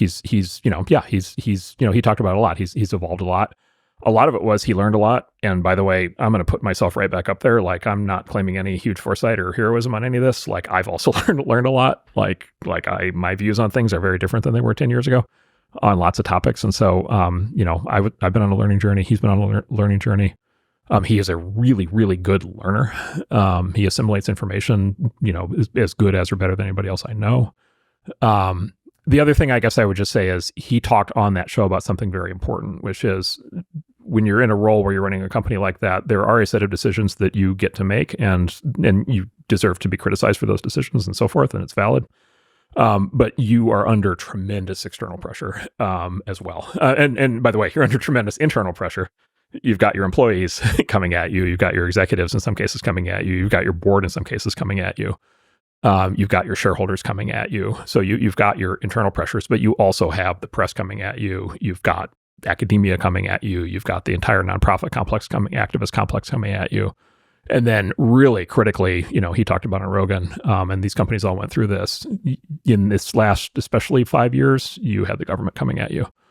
And that's the really, stinky end of the pool, where, the government was, in my view, illegally exerting, just in flagrant violation of the First Amendment and federal laws on speech and coercion and conspiracy, forcing these companies to engage in activities, that again, in some cases they may have wanted to do, but in other cases they clearly didn't want to do and felt like they had to do. And the level of pressure, like I just say, I've known every CEO of Twitter. They've all had the exact same experience, which when they were in the job, it was just daily beatings. Like it's just getting punched in the face every single day, constantly. And, Mark is very good at getting physically punched in the face. Getting better and better, yeah. And he is, and he's very good at, taking a punch, and he has taken many, many punches. So I would encourage people to have a level of sympathy for, these are not kings. These are people who operate with, I would say, extraordinary levels of external pressure. I think if I had been in his job for the last decade, I would be a little puddle on the floor. And so it says, I think, a lot about him that he has, risen to this occasion the way that he has. And by the way, I should also say, the cynicism, of course, is immediately out. And, it's a legitimate thing for people to say, but, it's like, oh, you're only doing this because of Trump or, whatever. And it's just like, no, he has been thinking about and working on these things and trying to figure them out for a very long time. And so I think what you saw are legitimate, deeply held beliefs, not some, sort of just in the moment thing that could change at any time. So what do you think it's like to be him and other leaders of companies, to be you and withstand internal pressure and external pressure? What's that life like? Is it deeply lonely? That's a great question. So leaders are lonely to start with. And this is one of those things where almost nobody has sympathy, right? Nobody feels sorry for a CEO, right? It's not a thing. Right. And again, legitimately so. CEOs get paid a lot, the whole thing. There's a lot of great things about it. So it's not like they should be out there asking for a lot of sympathy, but it is the case that they are human beings. And it is the case that it is a lonely job. And the reason it's a lonely job is because your words carry tremendous weight.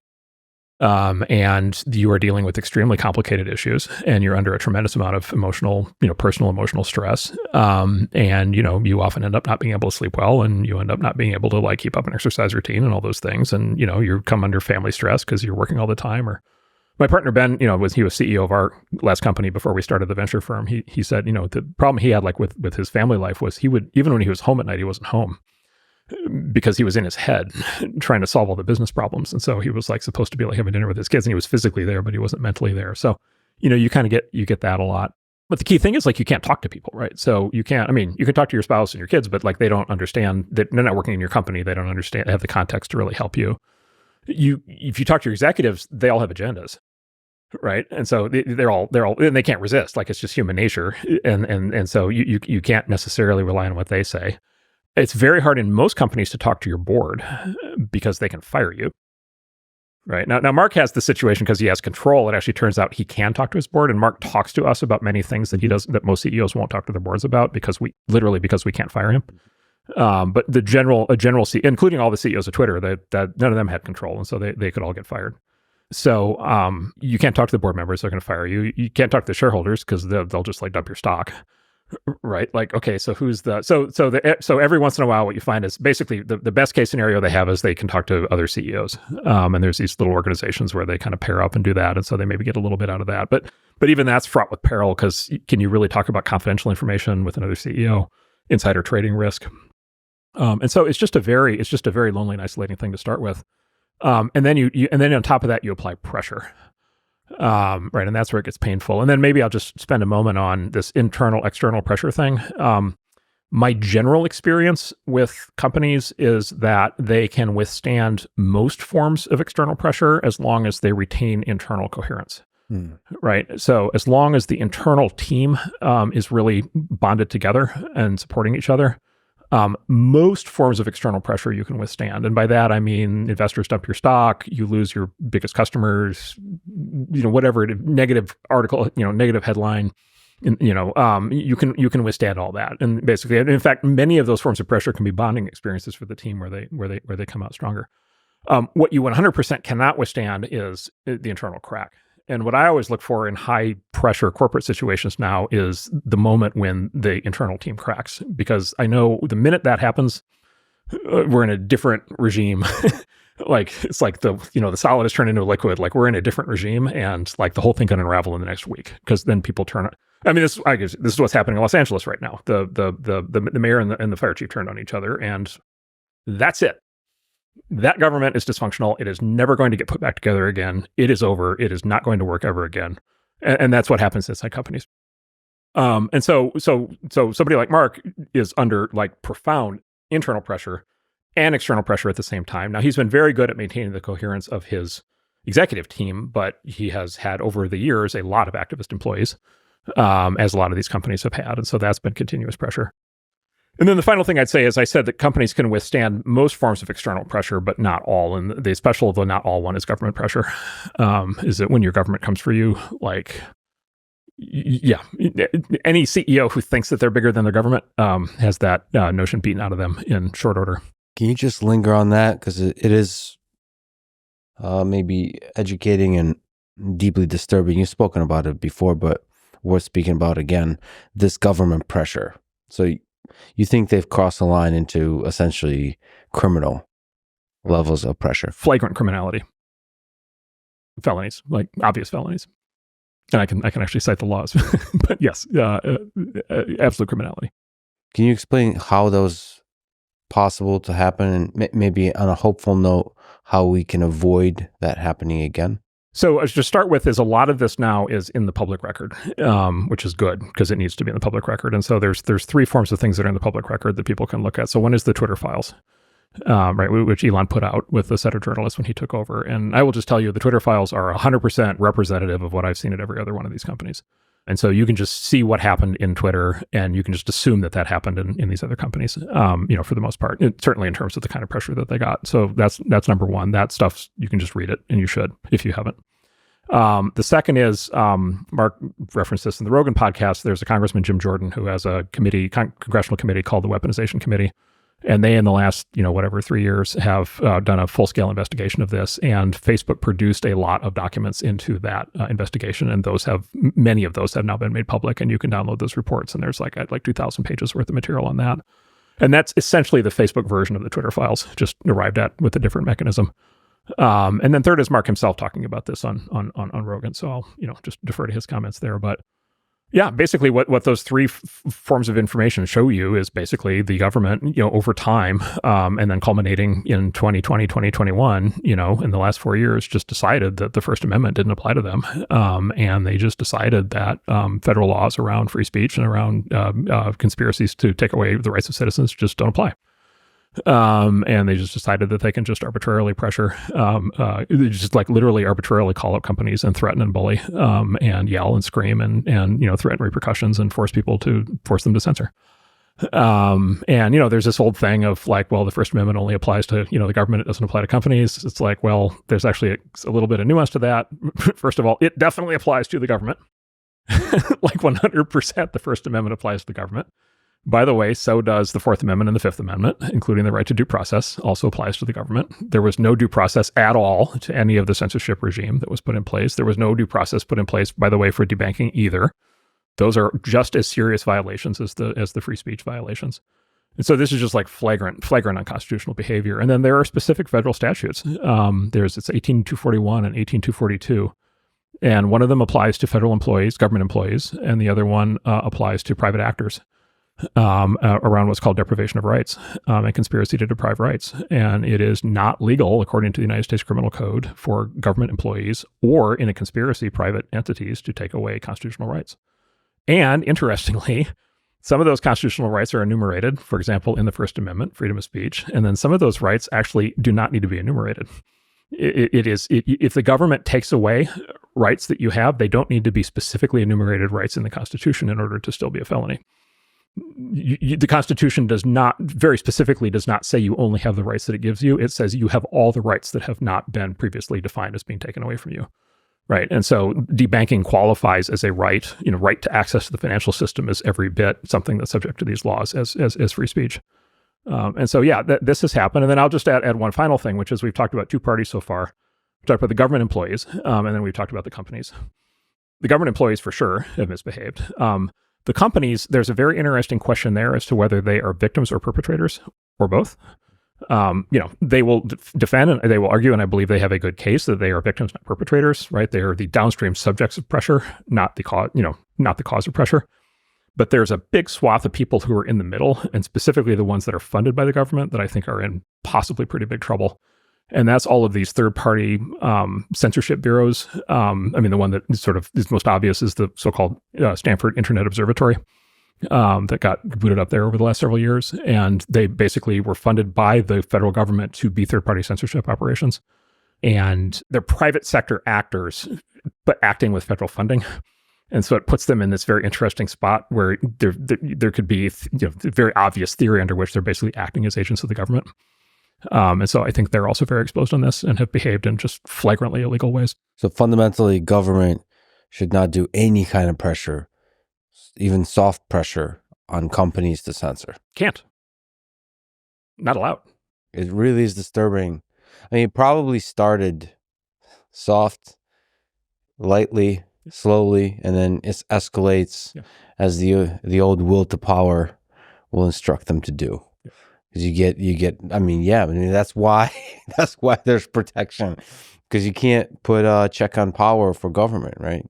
There are so many ways that they can get you. Like there are so many ways they can come at you and get you. And the thing here to think about is a lot of times when people think about government action, they think about legislation, right? Because when I was a kid, we got trained at how does government work. There was this famous animated short the thing we got shown was just a cartoon of how a bill becomes a law. And it's like this, fancy little bill sneaked along and goes this. I'm just a bill. Yeah, exactly. Yeah. Like it's like, all right, number one, that's not how it works at all. Like that doesn't actually happen. We could talk about that, but even beyond that, mostly what we're dealing with is not legislation. When we talk about government power these days, mostly it's not legislation. Mostly it's either regulation, which is basically the equivalent of legislation, but having not gone through the legislative process, which is a very big open legal issue and one of the things that the DOGE is very focused on. Most government rules are not legislated; they're regulated, and there's tons and tons of regulations that these companies are sub. This is another cliche you'll hear a lot, which is, private companies can do whatever they want. And it's like, oh no, they can't. They're subject to tens of thousands of regulations that they have to comply with. And the hammer that comes down when you don't comply with regulations is profound. Like they can completely wreck your company with no ability for you to do anything about it. So regulation is a big part of the way the power gets exercised. And then there's what's called just flat out administrative power, is the term that you'll hear. And administrative power is just literally the government calling you and telling you what to do. Here's an example of how this works. So Facebook had this whole program a few years back to do a global cryptocurrency for payments called Libra.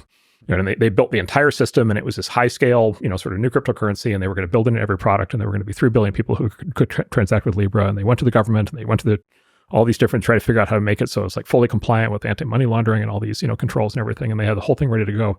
2 senators wrote letters to the big banks saying, we're not telling you that you can't work with Facebook on this, but if you do, you should know that every aspect of your business is going to come under greatly increased level of regulatory scrutiny, which is, of course, the exact equivalent of, it sure is a nice corner restaurant you have here. It would be a shame if, somebody tossed a Molotov cocktail through the window and burned it down tonight, right? And so that letter, like, what is that letter?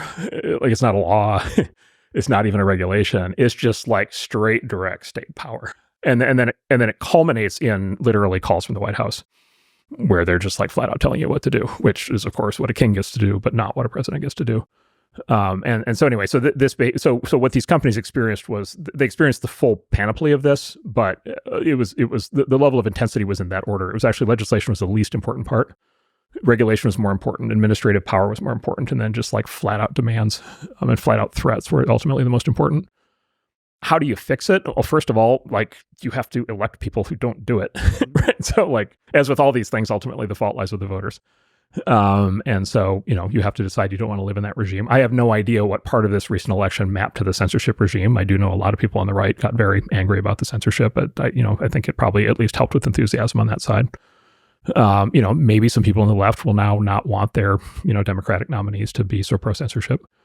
So the voters definitely, get a vote. Number one. Number two, I think you need transparency. You need to know what happened.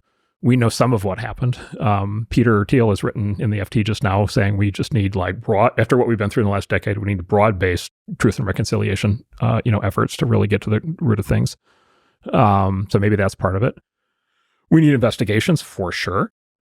Ultimately, we need prosecutions. Like we need people to go to jail because we need to set object lessons that say that you don't get to do this. And on those last two, I would say that those are both up to the new administration, and I don't want to speak for them, and I don't want to predict what they're going to do, but they for sure have the ability to do both of those things, and we'll see where they take it. Yeah, it's truly disturbing. I don't think anybody wants this kind of overreach of power for government, including perhaps people that were participating in it. It's like this dark momentum of power that you just get caught up in it. And that's the reason there's that kind of protection. Nobody wants that. So I use the metaphor of the Ring of Power, and for people who don't catch the reference, that's Lord of the Rings. And the thing with the Ring of Power and Lord of the Rings, it's the ring that Gollum has in the beginning, and it turns you invisible, and it turns out it like unlocks all this like fearsome power. It's the most powerful thing in the world. It's the key to everything. And basically the moral lesson of Lord of the Rings, which was, written by a guy who thought very deeply about these things, is, the Ring of Power is inherently corrupting. The characters at one point, they're like, Gandalf, just put on the ring and like fix this. Right. And he's like, he will not put the ring on even to like end the war because he knows that it will corrupt him. And then, the character, as it starts, the character of Gollum is the result of, it's like a normal character who ultimately becomes, this incredibly corrupt and deranged version of himself. And so, I mean, I think you said something actually quite profound there, which is the Ring of Power is infinitely tempting. The censorship machine is infinitely tempting. If you have it, like, you are going to use it. It's overwhelmingly tempting because it's so powerful, and that it will corrupt you. And I don't know whether any of these people feel any of this today. They should. I don't know if they do. But you go out 5 or 10 years later, you would hope that you would realize that your soul has been corroded, and you probably started out thinking that you were a patriot and you were trying to defend democracy, and you ended up being, extremely authoritarian and anti-democratic and anti-Western. Can I ask you a tough question here? Staying on the Ring of Power, Elon is quickly becoming the most powerful human on Earth. I'm not sure about that. You don't think he is? Well, he doesn't have the nukes, so. Nukes.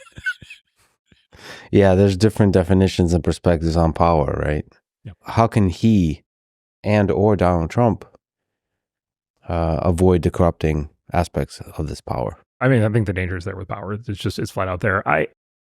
I would say with Elon, I mean, we'll see. I would say with Elon, and I would say, by the way, overwhelmingly, I would say so far so good. I'm extremely, extremely thrilled by what he's done on almost every front for the last 30 years, but including all this stuff recently. Like I think he's been a real hero on a lot of topics where we needed to see heroism.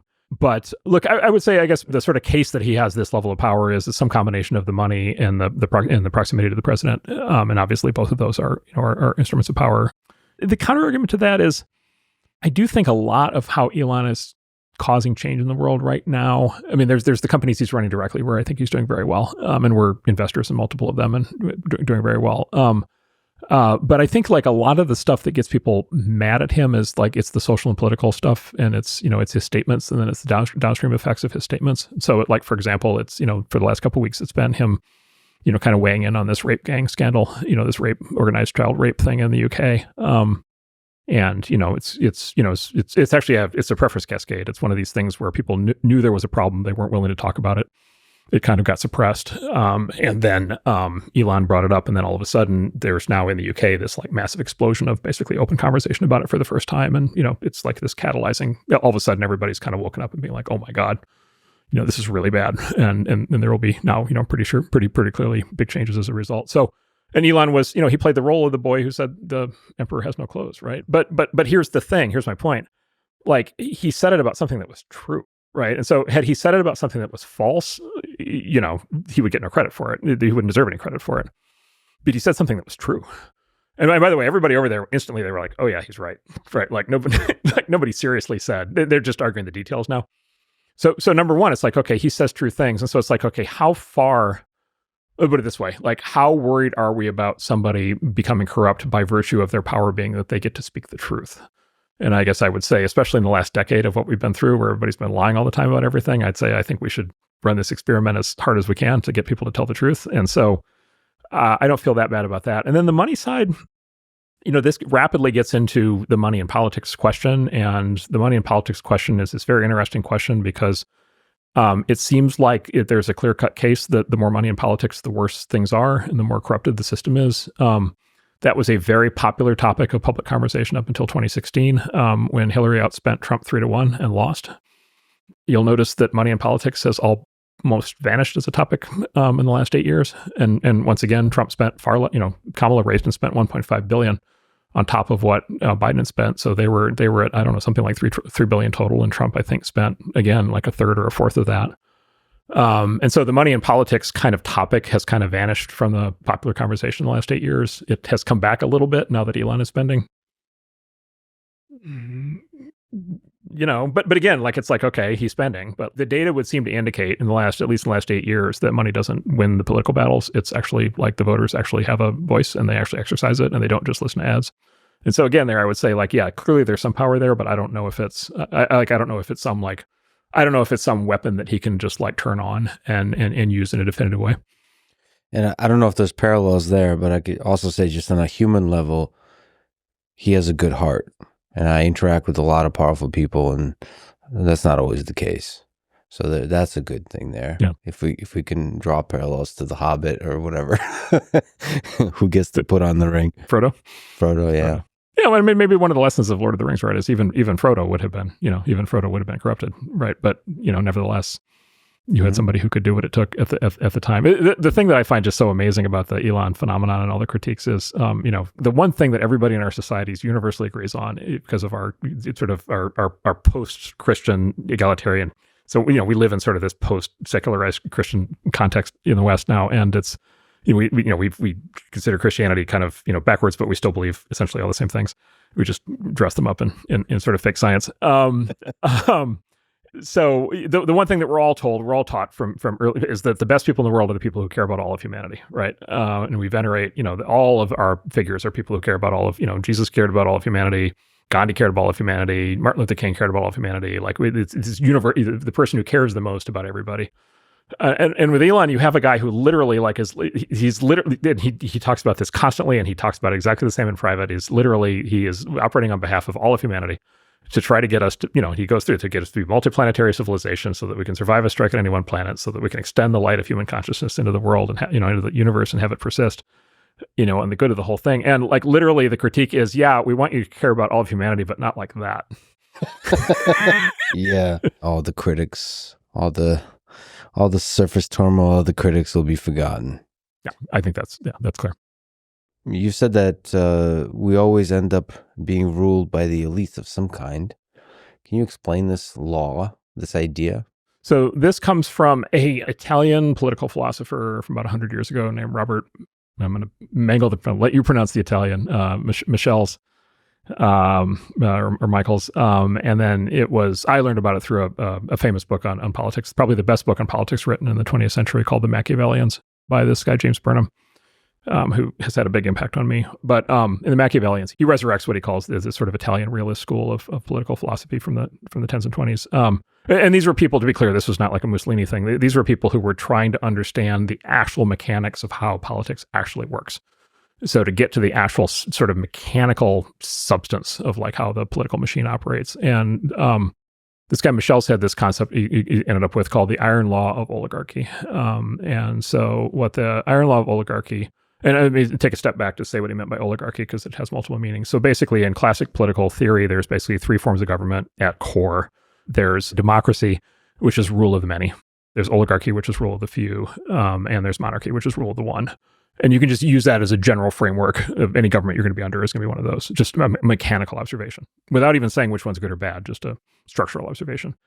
And so the question that Michel's asked was like, is there such a thing as democracy? Like, is there actually such a thing as democracy? Is there ever actually like direct government? And what he did was he mounted this sort of incredible historical exploration of whether democracies had ever existed in the world.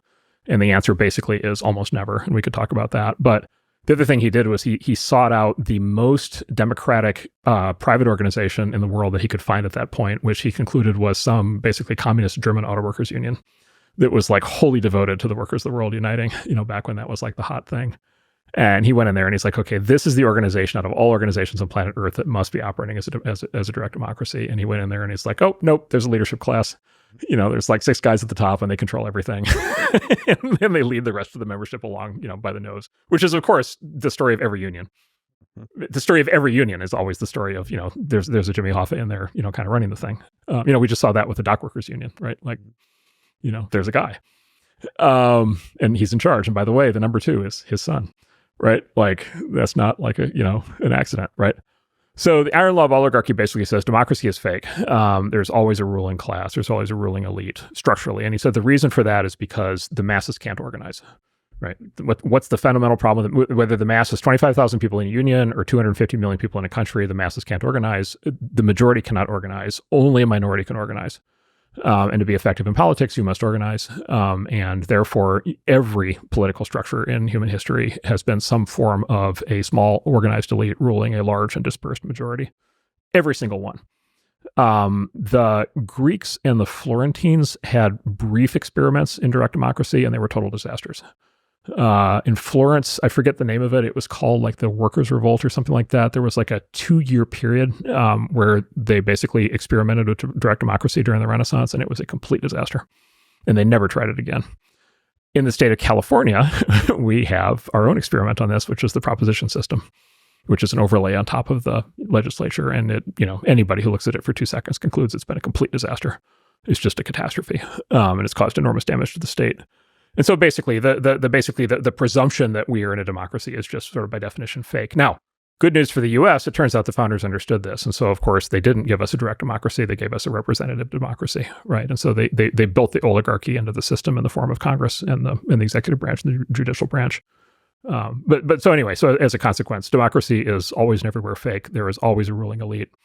And basically the lesson of the Machiavellians is you can deny that if you want, but you're fooling yourself. The way to actually think about how to make a system work and maintain any sort of shred of freedom is to actually understand that is actually what's happening.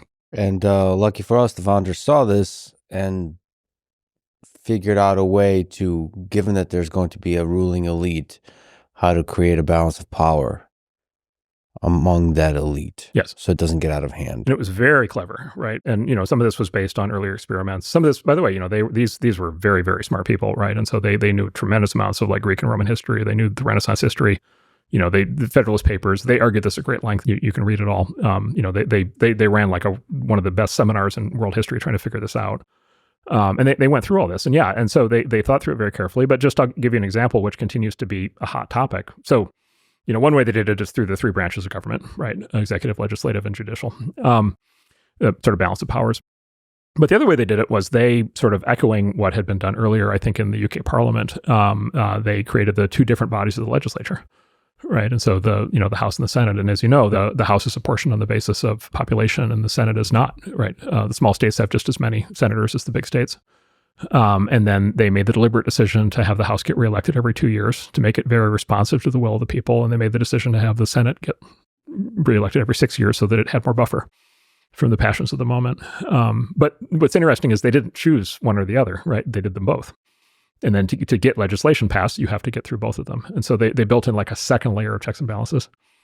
And then there's 1,000 observations we could make about like how well the system is working today, and like how much does it live up to the ideal, and how much are we actually complying with the Constitution? And there's lots of open questions there. But, this system has survived for coming on 250 years with a country that has been spectacularly successful, that I don't think, at least, I don't think any of us would trade the system for any other one. And so it's, one of the great all-time achievements. Yeah, it's incredible. And we should say they were all pretty young relative to our current set of leaders. Many in their 20s at the time. And like super geniuses. This is one of those things where it's just like, all right, something happened where there was a group of people where, nobody ever tested their IQs, but like these are Einsteins of politics. Yeah.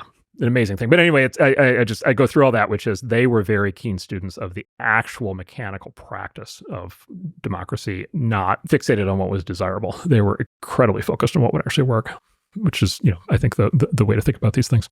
They were engineers of sort, not the fuzzy humanity students of sort. They were shape rotators, not word cells. I remember that. Wow. That meme came and went.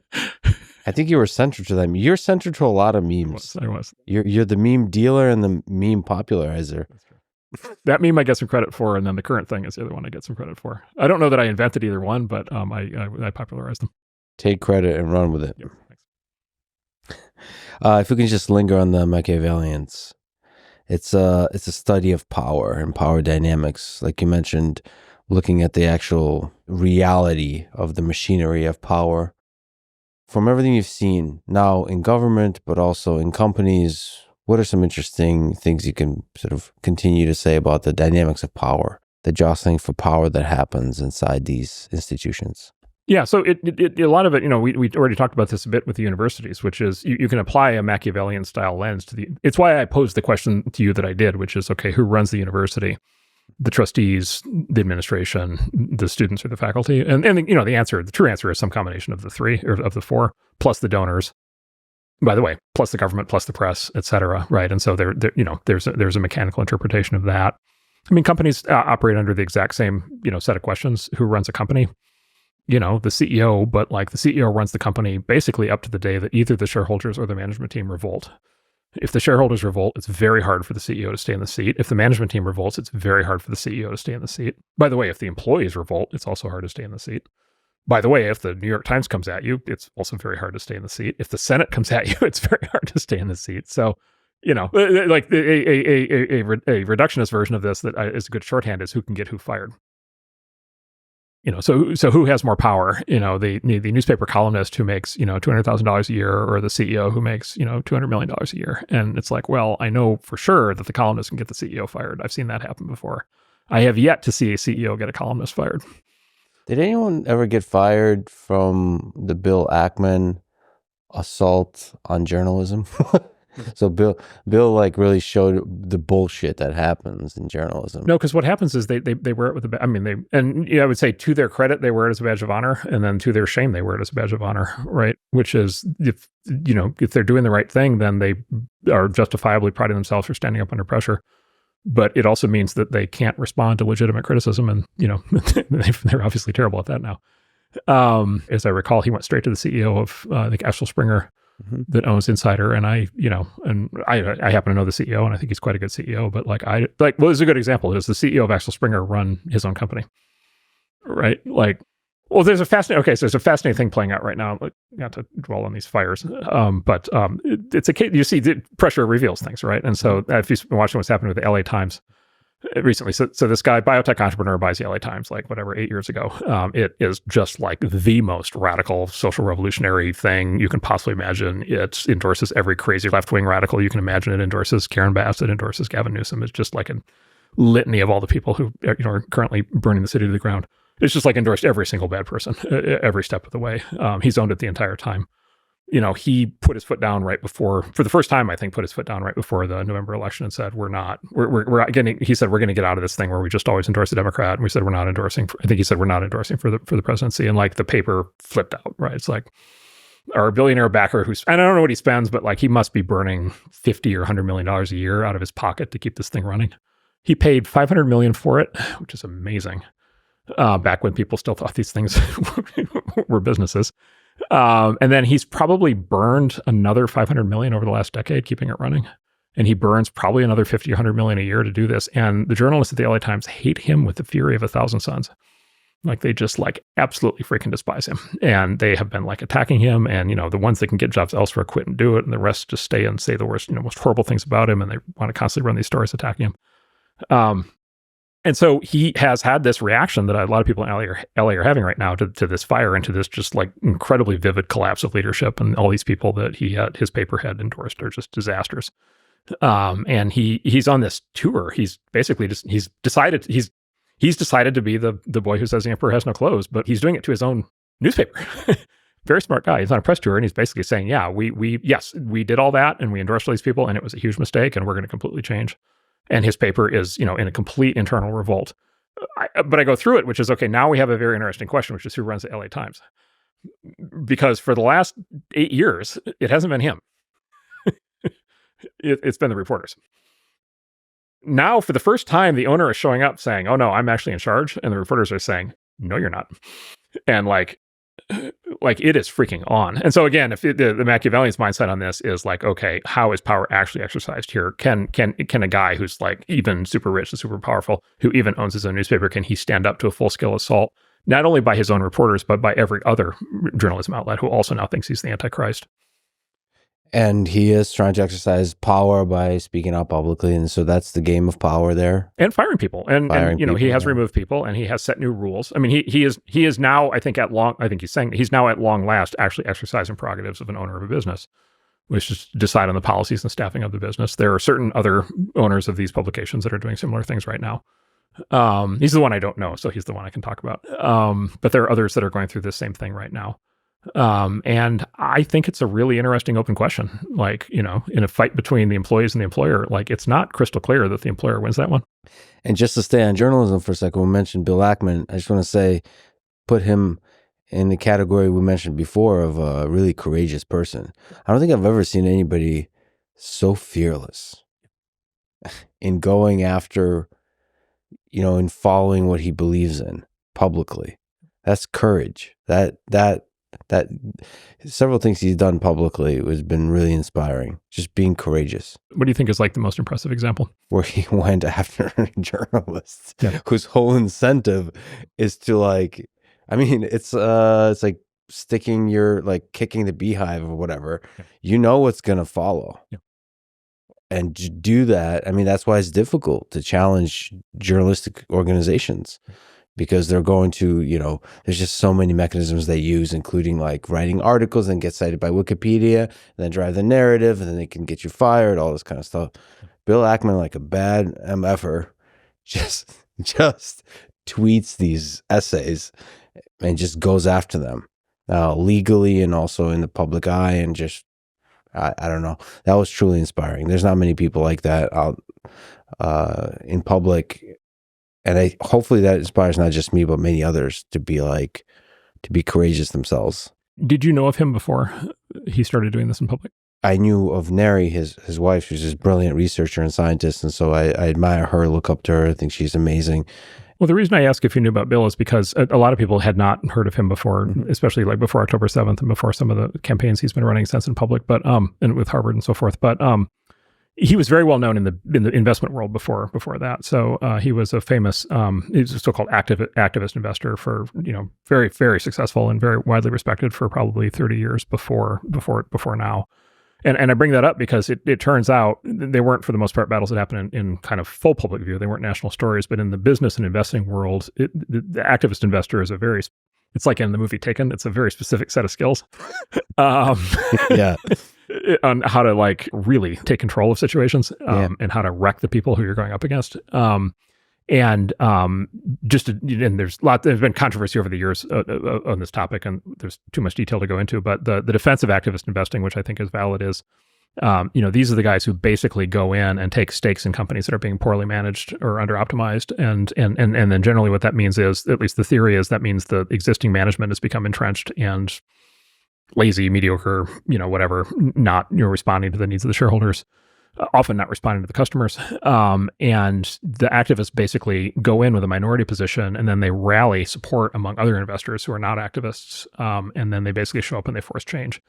But they are the aggressive version of this. And I've been involved in companies that have been on the receiving end of these, where it is amazing how much somebody like that can exert pressure on situations, even when they don't have formal control.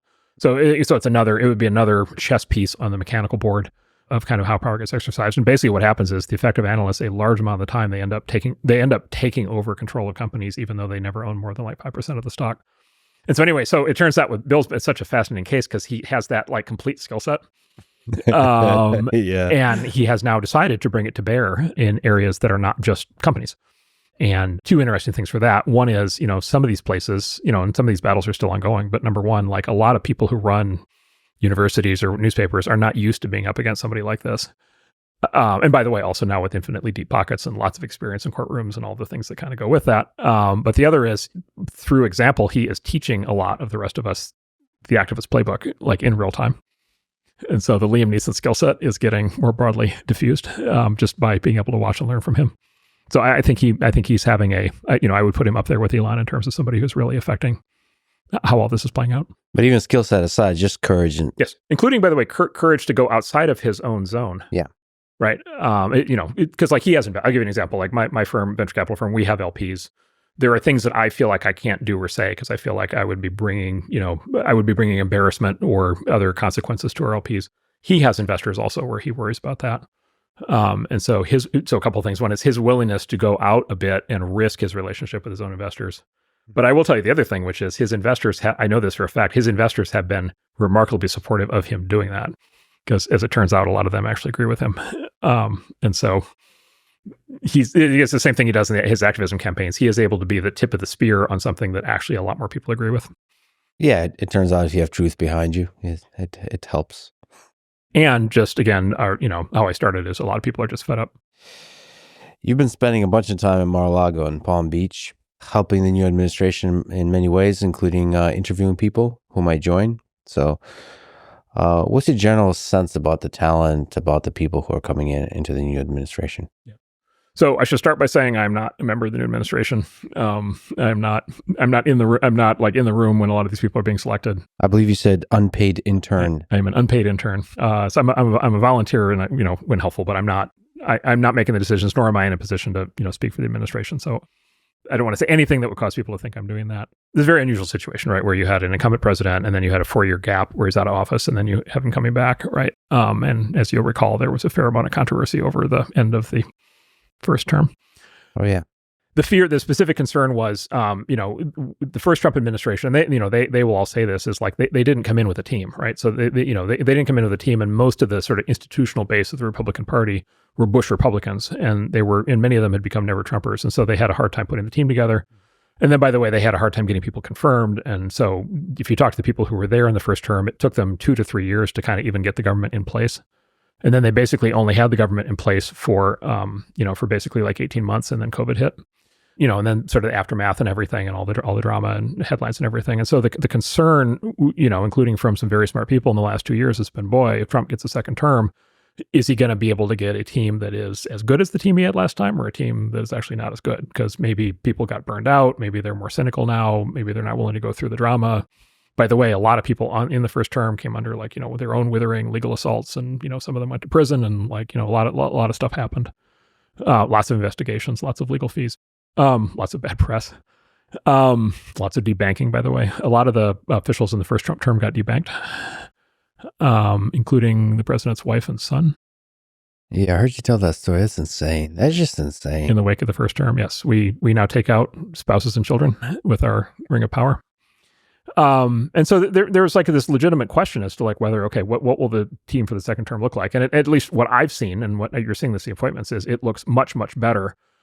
First of all, it just looks better than the first term, and not because the people in the first term were not necessarily good, but just you just have this like influx of like incredibly capable people that have shown up that want to be part of this. And you just didn't have that the first time. And so they're just drawing on a much deeper, richer talent pool than they had the first time. And they're drawing on people who know what the game is. Like they're drawing on people now who know what is going to happen, and they're still willing to do it. And so they're going to get, I think, some of the best people from the first term, but they're bringing in a lot of people who they couldn't get the first time around. And then second is there's a bunch of people, including people in the first term, where they're just 10 years older. And so they went through the first term and they just learned how everything works. Or they're young people who just had a different point of view, and now they're 10 years older and they're ready to go serve in government. And so there's a generational shift happening. And actually, one of the interesting things about the team that's forming up is it's remarkably young. Some of the cabinet members and then many of the second and third level people are like in their 30s and 40s, which is a big change from the gerontocracy that, we've been under for the last 30 years. And so I think the caliber has been outstanding, and we could sit here and list tons and tons of people, but like, the people who are running, it's everything from the people who are running all the different departments at HHS. It's the people running, the number 2 at the Pentagon is Steve Feinberg, who's just like an incredible legend of private equity, incredible, capable guy. We've got two of my partners are going in who I both think are amazing. Yeah. Like many, many parts of the government, the people are like really impressive. Well, I think one of the concerns is actually that given the human being of Donald Trump, that there would be more tendency towards, let's say, favoritism versus meritocracy, that there's kind of circles of sycophancy that form. And if you're be able to be loyal and never oppose and just be basically suck up to the president, that you'll get a position. So that's one of the concerns. And I think you're in a good position to speak to the degree that's happening versus hiring based on merit and just getting great teams.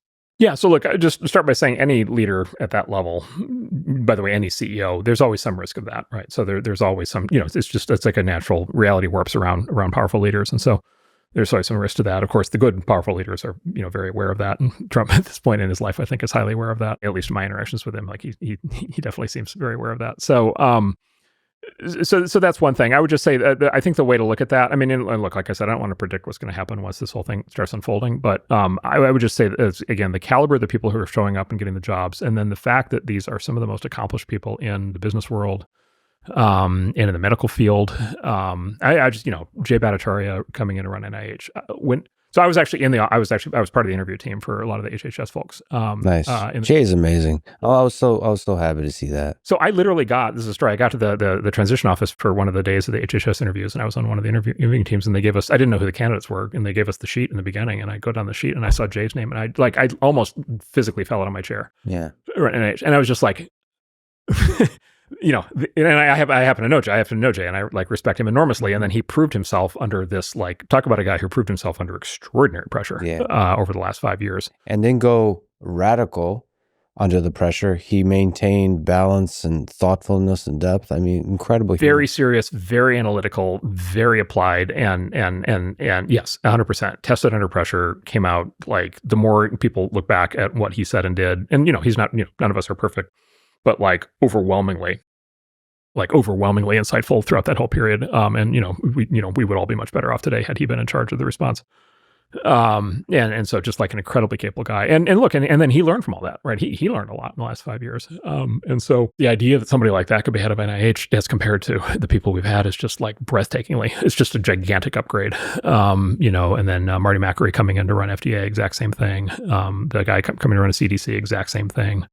I mean, I've been spending time with Dr. Oz. I'm not like, again, I'm not on these teams. I'm not in the room, but like I've been spending enough time trying to help that like his level of insight into the healthcare system is like, it's like astounding. And it comes from being a guy who's been like in the middle of the whole thing and been talking to people about this stuff and working on it and serving as a doctor himself and in medical systems for, his entire life. And is just like, he's like a walking encyclopedia on these things. And so, very dynamic, very charismatic, very smart, organized, effective. So, to have somebody like that in there. And so anyway, they're just, I have like 30 of these stories now across all these different positions. And so I'd be quite honest, you do the compare and contrast to the last 4 years, and it's not even, these people are not in the same ballpark. They're just like wildly better. And so the pound for pound, this may be the best team in the White House since, I don't even know, maybe the 90s, maybe the 30s, maybe the 50s, maybe Eisenhower had a team like this or something, but there's a lot of really good people in there now. Yeah, the potential for change is certainly extremely high. Well, can you speak to DOGE? What's the most wildly successful next 2 years for DOGE? Can you imagine, maybe also, can you think about the trajectory that's the most likely, and what kind of challenges would it be facing? Yeah, so, and I'll start by saying again, I have to disclaim, I'm not on DOGE. I'm not a member of DOGE. We should say there's about 10 lawyers in the room. They're staring. No, I'm just kidding. Both the angels and the devils on my shoulder are lawyers. Okay. So, right, cool. Yeah, so I'm not speaking for DOGE. I'm not in charge of DOGE. Yep. Those guys are doing it. I'm not doing it. But I am, again, I'm volunteering to help as much as I can. And I'm 100% supportive. Yeah. So look, I think the way to think of, the basic outlines are in public, right? Which is it's a time limited, basically commission. It's not a formal government agency. It's a, time limited 18-month. It'll in terms of implementation, it will advise the executive branch, right? Mm-hmm. And so the implementation will happen through the White House. And the president has total latitude on what he wants to implement. And then basically what I think about it is 3 kind of streams, kind of target sets. And they're related but different. So money, people, and regulations. And so, the headline number, they, put the $2 trillion number, and there's already, disputes over that and whatever. And there's a whole question there. But then there's the people thing. And the people thing is interesting because you get into these very kind of fascinating questions. And I've been doing this. I won't do this for you as a pop quiz, but I do this for people in government as a pop quiz, and I can stump them every time, which is, how many federal agencies are there? Mm-hmm. And the answer is somewhere between 450 and 520, and nobody's quite sure. And then the other is how many people work for the federal government. And the answer is, something on the order, I forget, but like 4 million full-time employees and maybe up to 20 million contractors, and nobody is quite sure. And so there's a large people component to this. And then, by the way, there's a related component to that, which is how many of them are actually in the office. And the answer is not many. Most of the federal buildings are still empty, right? And then there's questions of like, are people, working from home, or are we actually working from home? So there's the people dimension. And of course, the money and the people are connected. And then there's the third, which is the regulation thing, right? And I described earlier how basically our system of government is much more now based on regulations than legislation, right? Most of the rules that we all live under are not from a bill that went through Congress. They're from an agency that created a regulation. That turns out to be very, very important. So one is, Elon have already described, we want to do, the DOGE wants to do broad-based regulatory relief, and Trump has talked about this, and basically get the government off people's backs and liberate the American people to be able to do things again. So that's part of it. But there's also something else that's happened, which is very interesting, which was there were a set of Supreme Court decisions about 2 years ago that went directly after the idea that the executive branch can create regulatory agencies and issue regulations and enforce those regulations without corresponding congressional legislation. And most of the federal government that exists today, including most of the departments and most of the rules and most of the money and most of the people, most of it is not enforcing laws that Congress passed. Most of it is regulation. And the Supreme Court basically said large parts, large to maybe all of that regulation that did not directly result from a bill that went through Congress the way that the cartoon said that it should, that may not actually be legal.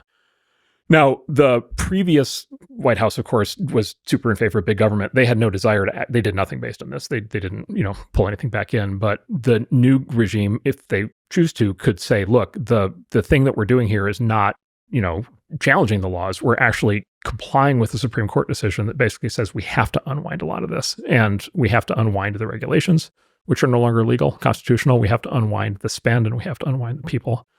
And that's how you get from basically you connect the thread from the regulation part back to the money part, back to the people part. They have work going on all three of these threads. They have, I would say, incredibly creative ideas on how to deal with this. I know lots of former government people who 100% of them are super cynical on this topic, and they're like, this is impossible. This could never possibly work. And I'm like, well, I can't tell you what the secret plans are, but like blow my mind. Like, and all three of those, like they have ideas that are like really quite amazing, as you'd expect from the people involved. And so over the course of the next few months, that'll start to become visible. And then the final thing I would say is this is going to be very different than attempts like that. There have been other programs like this in the past. The Clinton Gore administration had one, and then there were others before that. Reagan had one. The difference is this time there's social media.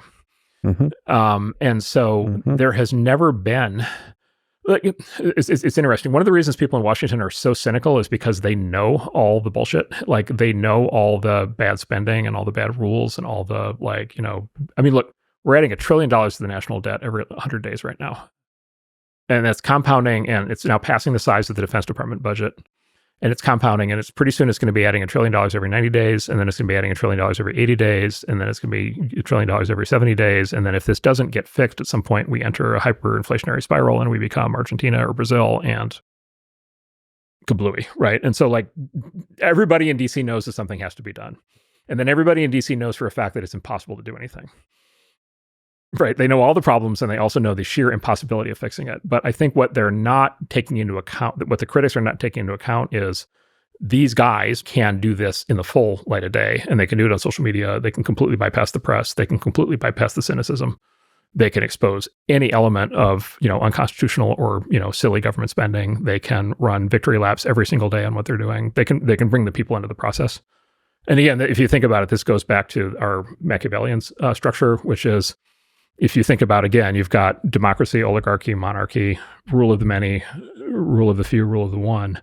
You could think about what's happening here as a little bit of a sandwich, right? Which is we don't have a monarch, but we have a president, rule of the one with some power. And then we have the people who can't organize, but they can be informed and they can be aware and they can express themselves through voting and polling, right? And so there's a sandwich happening right now, is the way to think about it, which is you've got basically monarchy. You've got rule of one combining with rule of many. Right, and rule of many is they do get to vote, right? The people do get to vote, basically, and then essentially Congress and the sort of permanent bureaucratic class in Washington as the oligarchy in the middle. And so the White House plus the people, I think, have the power to do all kinds of things here, and I think that would be the way I would watch it. The transparency. I mean, Elon just by who he is incentivized to be transparent and show the bullshit in the system and to celebrate the victories. Yep. So it's going to be so exciting. I mean, honestly, it just makes government more exciting, which is a win for everybody. These people are spending our money. Yeah.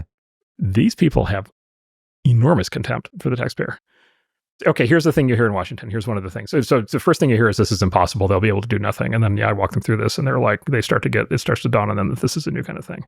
And then they're like, well, it doesn't matter because all the money is in entitlements and the debt and the military. And so, like, yeah, you've got like this silly fake, whatever, NPR funding or whatever. And like, it's a rounding error and it doesn't matter. And you look it up in the budget and it's like, whatever, $500 million or $5 billion, or it's the charging stations that don't exist. It's the $40 billion of charging stations and they build 8 charging stations, or it's the broadband internet plan that delivered broadband to nobody. Right, and cost you $30 billion. Like, so these boondoggles, and what everybody in Washington says is $30 billion is a rounding error on the federal budget. It doesn't matter. Who cares if they make it go away? And of course, any taxpayer is like, what the fuck? What do you mean? It's $30 billion. Yeah. Right, and then the experts are like, and the press is in on this too. Then the experts are like, well, it doesn't matter because it's a rounding error. No, it's $30 billion. And if you're this cavalier about $30 billion, imagine how cavalier you are about the $3 trillion. Yeah. Okay. Then there's $30 billion. Is $30 billion a lot of the federal budget in percentage? No, it's not. But $30 billion divided by, do the math, $30 billion divided by, let's say, 300 million taxpayers, right? Like, what's that? Math expert? $100. $100 per taxpayer per year. Okay, so $100 to an ordinary person working hard every day to make money and provide for their kids. $100 is a meal out. It's a trip to the amusement park. It's the ability to, buy additional educational materials. It's the ability to have a babysitter, to be able to have a romantic relationship with your wife. There's like 100 things that person can do with $100. that they're not doing because it's going to some bullshit program that is being basically where the money's being looted out in the form of just like ridiculousness and graft. And so the idea that $30 billion program is not something that is like a very important thing to go after is just like the level of contempt for the taxpayer is just off the charts. And then that's just one of those programs. And there's like 100 of those programs. And they're all just like that. Like, it's not like any of this stuff is running well. Like the one thing we know is that none of this stuff is running well. Like, we know that for sure. Right. And we know these people aren't showing up to work, and like we know that all this crazy stuff is happening. Right. And like, you know, do you remember Elon's story of the do you remember Elon's story of what got the Amish to turn out to vote in Pennsylvania? Oh, okay. So like Pennsylvania, so Pennsylvania is like a wonderful state, great history. It has these cities like Philadelphia that have descended like other cities into just like complete chaos, violence, madness, and death. Right. And the federal government has just like let it happen. It's incredibly violent places. And so the Biden administration decided that the big pressing law enforcement thing that they needed to do in Pennsylvania was that they needed to start raiding Amish farms to prevent them from selling raw milk with armed raids. Right. And it turns out it really pissed off the Amish. And it turns out they weren't willing to drive to the polling places because they don't have cars. But if you came and got them, they would go and they would vote. And that's one of the reasons why Trump won. Anyway, so like, the law enforcement agencies are off working on like crazy things. Like the system's not working. And so you add up, just pick $130 billion programs. All right, now you're, okay, math major, 100 times 100. $10,000. $10,000. Okay, $10,000 per taxpayer per year. And but it's also not just about money. That's really, obviously money is a hugely important thing, but it's the cavalier attitude that then in the ripple effect of that, it makes it so nobody wants to work in government and be productive. It makes it so that it breeds corruption. It breeds laziness. It breeds secrecy because you don't want to be transparent about having done nothing all year, all this kind of stuff. And you want to reverse that so that it would be exciting for the future to work in government. Because the amazing thing, if you're the steelman government, is you can do shit at scale. You have money and you can directly impact people's lives in a positive sense at scale. It's super exciting. As long as there's no bureaucracy that slows you down, or not huge amounts of bureaucracy that slows you down significantly. Yeah. So here's the term. This blew my mind because I was, once you open the hellmouth of looking into the federal budget, you learn all kinds of things. So there is a term of art in government called impoundment. Mm-hmm. And so you if you're like me, you've learned this the hard way when your car has been impounded. The government meaning of impoundment, the federal budget meaning is a different meaning. Impoundment is as follows. The Constitution requires Congress to authorize money to be spent by the executive branch, right? So the executive branch goes to Congress, says we need money X. Congress does their thing. They come back and they say you can have money Y. The money is appropriated from Congress. The executive branch spends it on the military or whatever they spend it on, or on roads to nowhere, or charging stations to nowhere, or whatever. And what's in the Constitution is the Congress appropriates the money. Over the last 60 years, there has been an additional interpretation of appropriations applied by the courts and by the system, which is the executive branch not only needs Congress to appropriate X amount of money, the executive branch is not allowed to underspend. Yeah, I'm aware of this. And so there's this thing that happens in Washington at the end of every fiscal year, which is September 30th, and it's the great budget flush. And any remaining money that's in the system that they don't know how to productively spend, they deliberately spend it unproductively. Yep. To the tune of hundreds and hundreds of billions of dollars. A president that doesn't want to spend the money can't not spend it. Yeah. Like, okay, that's not what's in the Constitution. And there's actually quite a good Wikipedia page that goes through the great debate on this that's played out in the legal world over the last 60 years. And like, basically, if you look at this with anything resembling, I think, an open mind, you're like, all right, this is not what the founders meant. And then number two, again, we go back to this thing of contempt. Like, can you imagine showing up and running the government like that and thinking that you're doing the right thing and not going home at night and thinking that you've sold your soul, right? Like, it's just like, I actually think you sort of had a really good point, which is it's even unfair to the people who have to execute this. Yeah. Right. Because it makes them bad people, and they didn't start out wanting to be bad people. And so there is stuff like this, like, yeah, everywhere.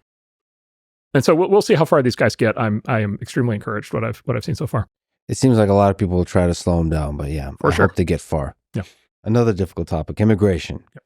What's your take on the, let's say, heated H-1B visa debate that's going on online and legal immigration in general? Yeah, so I should start by saying I am not involved in any aspect of government policy on this. I am not planning to be.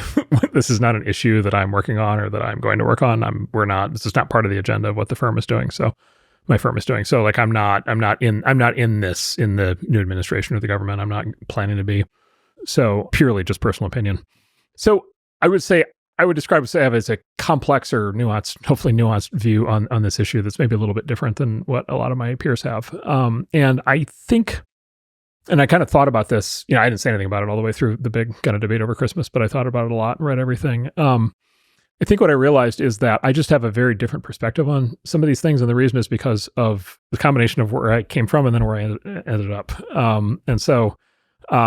Let's start with this. Where I ended up, Silicon Valley. So, and I have made the high skilled immigration argument many, many times, the H-1B argument many times. In past lives, I've been in DC many times arguing with prior administrations about this, always on the side of trying to get more H-1Bs and trying to get more high skilled immigration. I think that argument is very strong and very solid and very has paid off for the U.S. in many, many ways, and we can go through it. But I think it's the argument everybody already knows, right? It's like the stock. You take any Silicon Valley person, you press the button, and they tell you why we need to brain drain the world to get more H-1Bs, right? So everybody kind of gets that argument. So it's basically, just to summarize, it's a mechanism by which you can get super smart people from the rest of the world, import them in, keep them here, to increase the productivity of the U.S. companies. Yeah, and then it's not just good for them, and it's not just good for Silicon Valley or the tech industry. It's good for the country because they then create new companies and create new technologies and create new industries that then create many more jobs for Americans, native-born Americans, than would have previously existed. And so you've got it's a positive sum flywheel thing where everybody wins. Like everybody wins. There are no trade-offs. It's all absolutely glorious in all directions. There cannot possibly be a moral right argument against it under any circumstances. Anybody who argues against it is obviously doing so from a position of racism, is probably a fascist and a Nazi, right? Right. I mean, that's the thing. And like I said, I've made that argument many times. I'm very comfortable with that argument. And then I'd also say, look, I would say, number one, I believe a lot of it. I'll talk about the parts I don't believe, but I believe a lot of it. And then the other part is, look, I benefit every day. I always describe it as I work in the United Nations. Like my own firm and our founders and our companies and the industry, and my friends, are just this like amazing, panoply cornucopia of people from all over the world. I've worked, I don't know, at this point, where people from, it's got to be, 80 countries or something. And hopefully over time it'll be, the rest as well. And, it's been amazing, and they've done many of the most important things in my industry, and it's been really remarkable. So that's all good. And then, there's just the practical version of the argument, which is we are the main place these people get educated anyway, right? The best and the brightest tend to come here to get educated. And so, this is the old kind of Mitt Romney staple a green card to every, at least, maybe not every university degree, but every technical degree. Maybe the sociologists we could quibble about, but, the roboticists for sure, we can all agree that. At least I won you over on something today. No, I'm exaggerating for effect. So, and I lost you. I had you for half a second. I haven't gotten to the other side of the argument yet. Okay, thank you. So surely we can all agree that we need to staple a green card. The roller coaster is going up. The roller coaster is ratcheting slowly up. So, so surely we can all agree that the roboticists should all get green cards. And again, there's a lot of merit to that. Obviously, look, we want the U.S. to be the world leader in robotics. What's step one to being the world leader in robotics? Is have all the great robotics people, right? Like, very, unlike the underpants gnome, it's like a very straightforward formula, right? Yeah. All right, that's all well and good. All right, but it gets a little bit more complicated because there is a kind of argument that's sort of right underneath that you also hear from, these same people. And I have made this argument myself many times, which is we need to do this because we don't have enough people in the U.S. who can do it otherwise. Right? We have all these unfilled jobs. We've got all these companies that wouldn't exist. We don't have enough good founders. We don't have enough engineers. We don't have enough scientists. Or then the next version of the argument below that is our education system is not good enough to generate those people. And which is a weird argument, by the way, because our education system is good enough for foreigners to be able to come here preferentially in a very large number of cases, but somehow not good enough to educate our own native-born people. So there's there's little cracks in the matrix that you can kind of stick your fingernail into and kind of wonder about. And we'll come back to that one.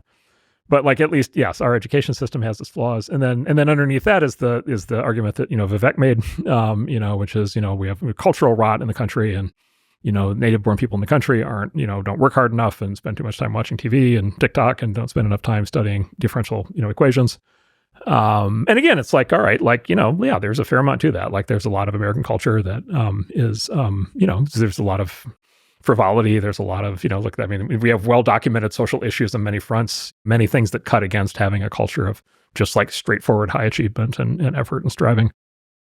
But anyway, like, those are the basic arguments. But then I have this kind of other side of my, kind of personality and thought process, which is, well, I grew up in a small farming town in rural Wisconsin, the rural Midwest. And, it's interesting. There's not a lot of people who make it from rural Wisconsin to, high tech. And so it's like, all right, why is that exactly? Right. And I know I'm an aberration. Like I was the only one from anybody I ever knew who ever did this. Right. I know what an aberration I am, and I know exactly how that aberration happened. And it's a very unusual, set of steps. Including, many that were just luck. But like there is in no sense a talent flow from rural Wisconsin into high tech, like not at all. There is also like in no sense a talent flow from the rest of the Midwest into high tech. There is no talent flow from the South into high tech. There is no flow from the Sun Belt into high tech. There's no flow from, the Deep South into high tech. Like it just like literally it's like the blank spot. There's this whole section of the country just where the people just like for some reason don't end up in tech. Now, that's a little bit strange because these are the people who put a man on the moon. Mm-hmm. These are the people who built the World War II war machine. These are the people, at least their ancestors, are the people who built the Second Industrial Revolution and built the railroads and built the telephone network, and built, logistics and transportation in the auto industry. I mean, the auto industry was built in Cleveland and Detroit. And so at least these people's parents and grandparents and great-grandparents somehow had the wherewithal to like build all of this like amazing things, invent all these things. And then there's many, many, many, many stories in the history of American invention and innovation and capitalism where you had people who grew up in the middle of nowhere, Philo Farnsworth who invented the television, and just like, tons and tons of others, endless stories like this.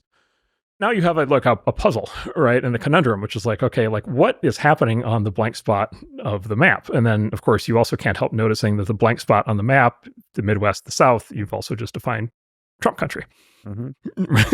the Trump voter base, right? And it's like, oh, well, that's interesting. Like, how did that happen?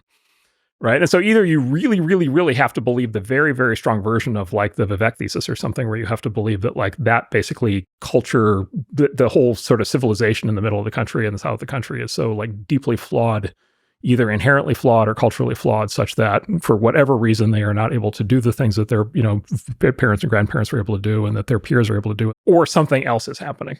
Would you care to guess on what else is happening? I mean, what? Affirmative action? Affirmative action. Okay, so this is very entertaining, right? What are the three things that we know about affirmative action?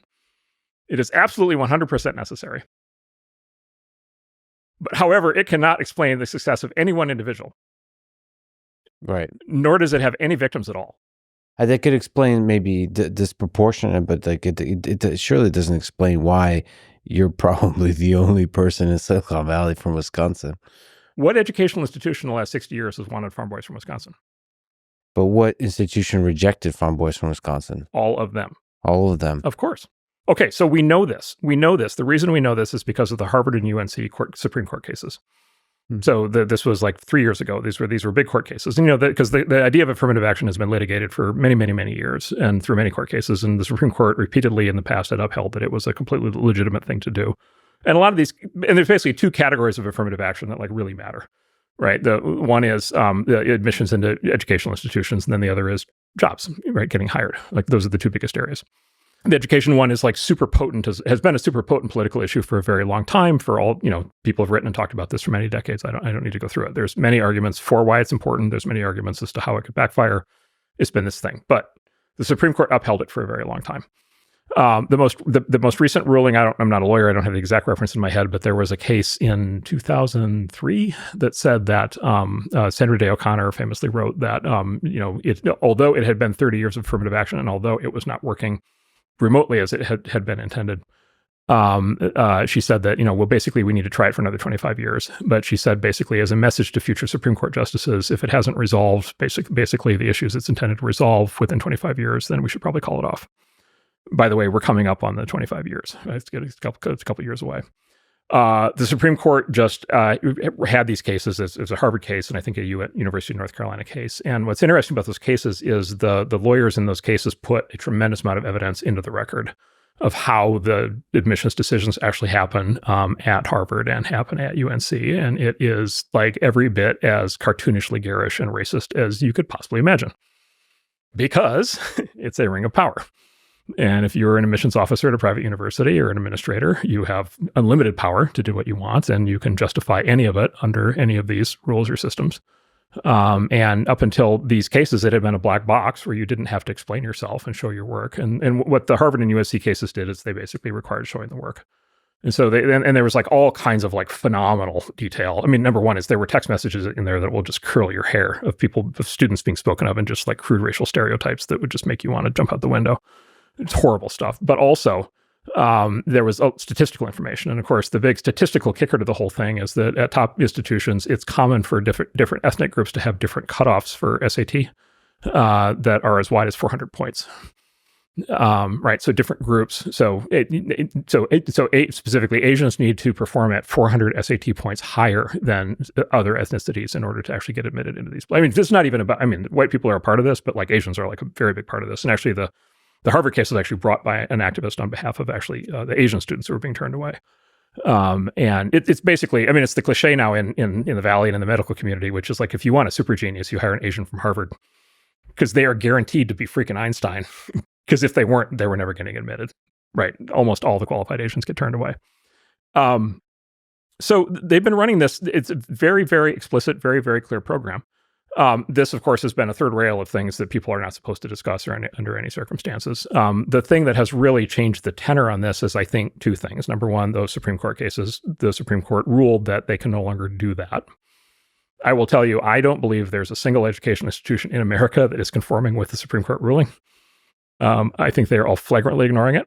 And we could talk about that. Mostly because of momentum, probably, or what? They are trying to make the world a better place. They are trying to solve all these social problems. They are trying to have diverse student populations. They are trying to live up to the expectations of their donors. They are trying to make their faculty happy. They are trying to have their friends and family think that they're good people. Right. They're trying to have the press write nice things about them. It's nearly impossible for them. And to be clear, like nobody has been fired from an admissions office for, 25 years or prior, the Supreme Court now has ruled to be illegality. And so they're all the same people under the exact same pressures. The numbers are moving a little bit, but I don't know anybody in the system who thinks that they're complying with the Supreme Court. Like, who's in charge in the rank ordering of who rules who? The universities rule the Supreme Court way more than the Supreme Court rules the universities. Right. Well, another example of that is I think is that every sitting member of the Supreme Court right now went to either Harvard or Yale. Right. Like the level of incestuousness here is anyway. So there's that. And so this has been running for a very long time. So one is the Harvard and UNC cases kind of gave up the game, number one, or at least showed what the mechanism was. And then number two, the other thing is obviously the aftermath of October 7th, right? And what we discovered was happening with Jewish applicants. And what was happening at all the top institutions for Jewish applicants was they were being managed down, they were being actively managed down as a percentage of the base. Let's say I've heard reports of like extremely explicit, basically plans to manage the Jewish admissions down to their representative percentage of the U.S. population, which is 2%. And there's a whole backstory here, which is 100 years ago, Jews were not admitted into a lot of these institutions. And then there was a big campaign to get them in. Once they could get in, they immediately became 30% of these institutions because there's so many smart, talented Jews. So it went from 0% to 30%. And then the most recent generation of leadership has been trying to get it down to 2%. And a lot of Jewish people, at least a lot of Jewish people I know, they kind of knew this was happening, but they discovered it the hard way. After October 7th, right? And so all of a sudden, so basically the Supreme Court case meant that you could address this in terms of the Asian victims. The October 7th meant that you could address it in terms of the Jewish victims. And for sure, both of those groups are being systematically excluded, right? And then, of course, there's the thing that you basically can't talk about, which is all the white people are being excluded. And then it turns out it's also happening to Black people. And this is the thing that blew my freaking mind when I found out about it. So I just assumed that this was great news for American Blacks because obviously if, whites, Asians, and Jews are being excluded, then, the whole point of this in the beginning was to get the Black population up. And so this must be great for American Blacks. So then I discovered this New York Times article from 2004 called Blacks Are Being Admitted into Top Schools at Greater Numbers, but Which Ones? Uh-oh. And again, and by the way, this is in the New York Times. This is not in whatever, National Review. This is New York Times, 2004. And the two authorities that were quoted in the story are Henry Louis Gates, who's the dean of the African American Studies, community in the United States, super brilliant guy, and then Lani Guinier, who was a potential Supreme Court appointee under, I think, she was a close friend of Hillary Clinton, and there was for a long time she was on the short list for Supreme Court. So one of the top, jurists, lawyers in the country, both Black. Was sort of legendarily successful in the academic and legal worlds, and Black, and they are quoted as the authorities in this story. And the story that they tell is actually it's amazing. And by the way, it's happening today in education institutions, and it's happening in companies, and you can see it all over the place, and the government. Which is, at least at that time, the number was half of the Black admits into a place like Harvard were not American-born Blacks; they were foreign-born Blacks. Specifically, Northern African, generally Nigerian, or West Indian. Right. And by the way, many Nigerians and Northern Africans have come to the U.S. and have been very successful. Nigerian Americans as a group, way outperform. They're, this is a super smart cohort of people. And then West Indian Blacks in the U.S. are incredibly successful. Most recently, by the way, Kamala Harris, as well as Colin Powell, just two sort of examples of that. And so basically what Henry Louis Gates and Lani Guinier said in the story is Harvard is basically struggling to either, whatever it was, identify, recruit, make successful, whatever it was, American-born native Blacks. And so therefore they were using high skill immigration as an escape hatch to go get Blacks from other countries. And then this was 2004 when you could discuss such things. Obviously that is a topic that nobody has discussed since. It has sailed on. All of the DEI programs of the last 20 years have had this exact characteristic. There's large numbers of Black people in America who are fully aware of this and are like, it's obviously not us that are getting these slots. We're literally competing with people who are being imported. And if you believe in the basis of affirmative action, you are trying to make up for historical injustice of American Black slavery. And so the idea that you import somebody from, Nigeria that never experienced that, is tremendously insulting to Black Americans. Anyway, so you can see where I'm heading with this. We have been in a 60-year social engineering experiment to exclude native-born people from the educational slots and jobs that high-skill immigration has been funneling foreigners into. Right. And so it turns out it's not a victim-free thing. There's 100% there's victims, because why? There's only so many, for sure, there's only so many education slots. And then for sure, there's only so many of these jobs. Right.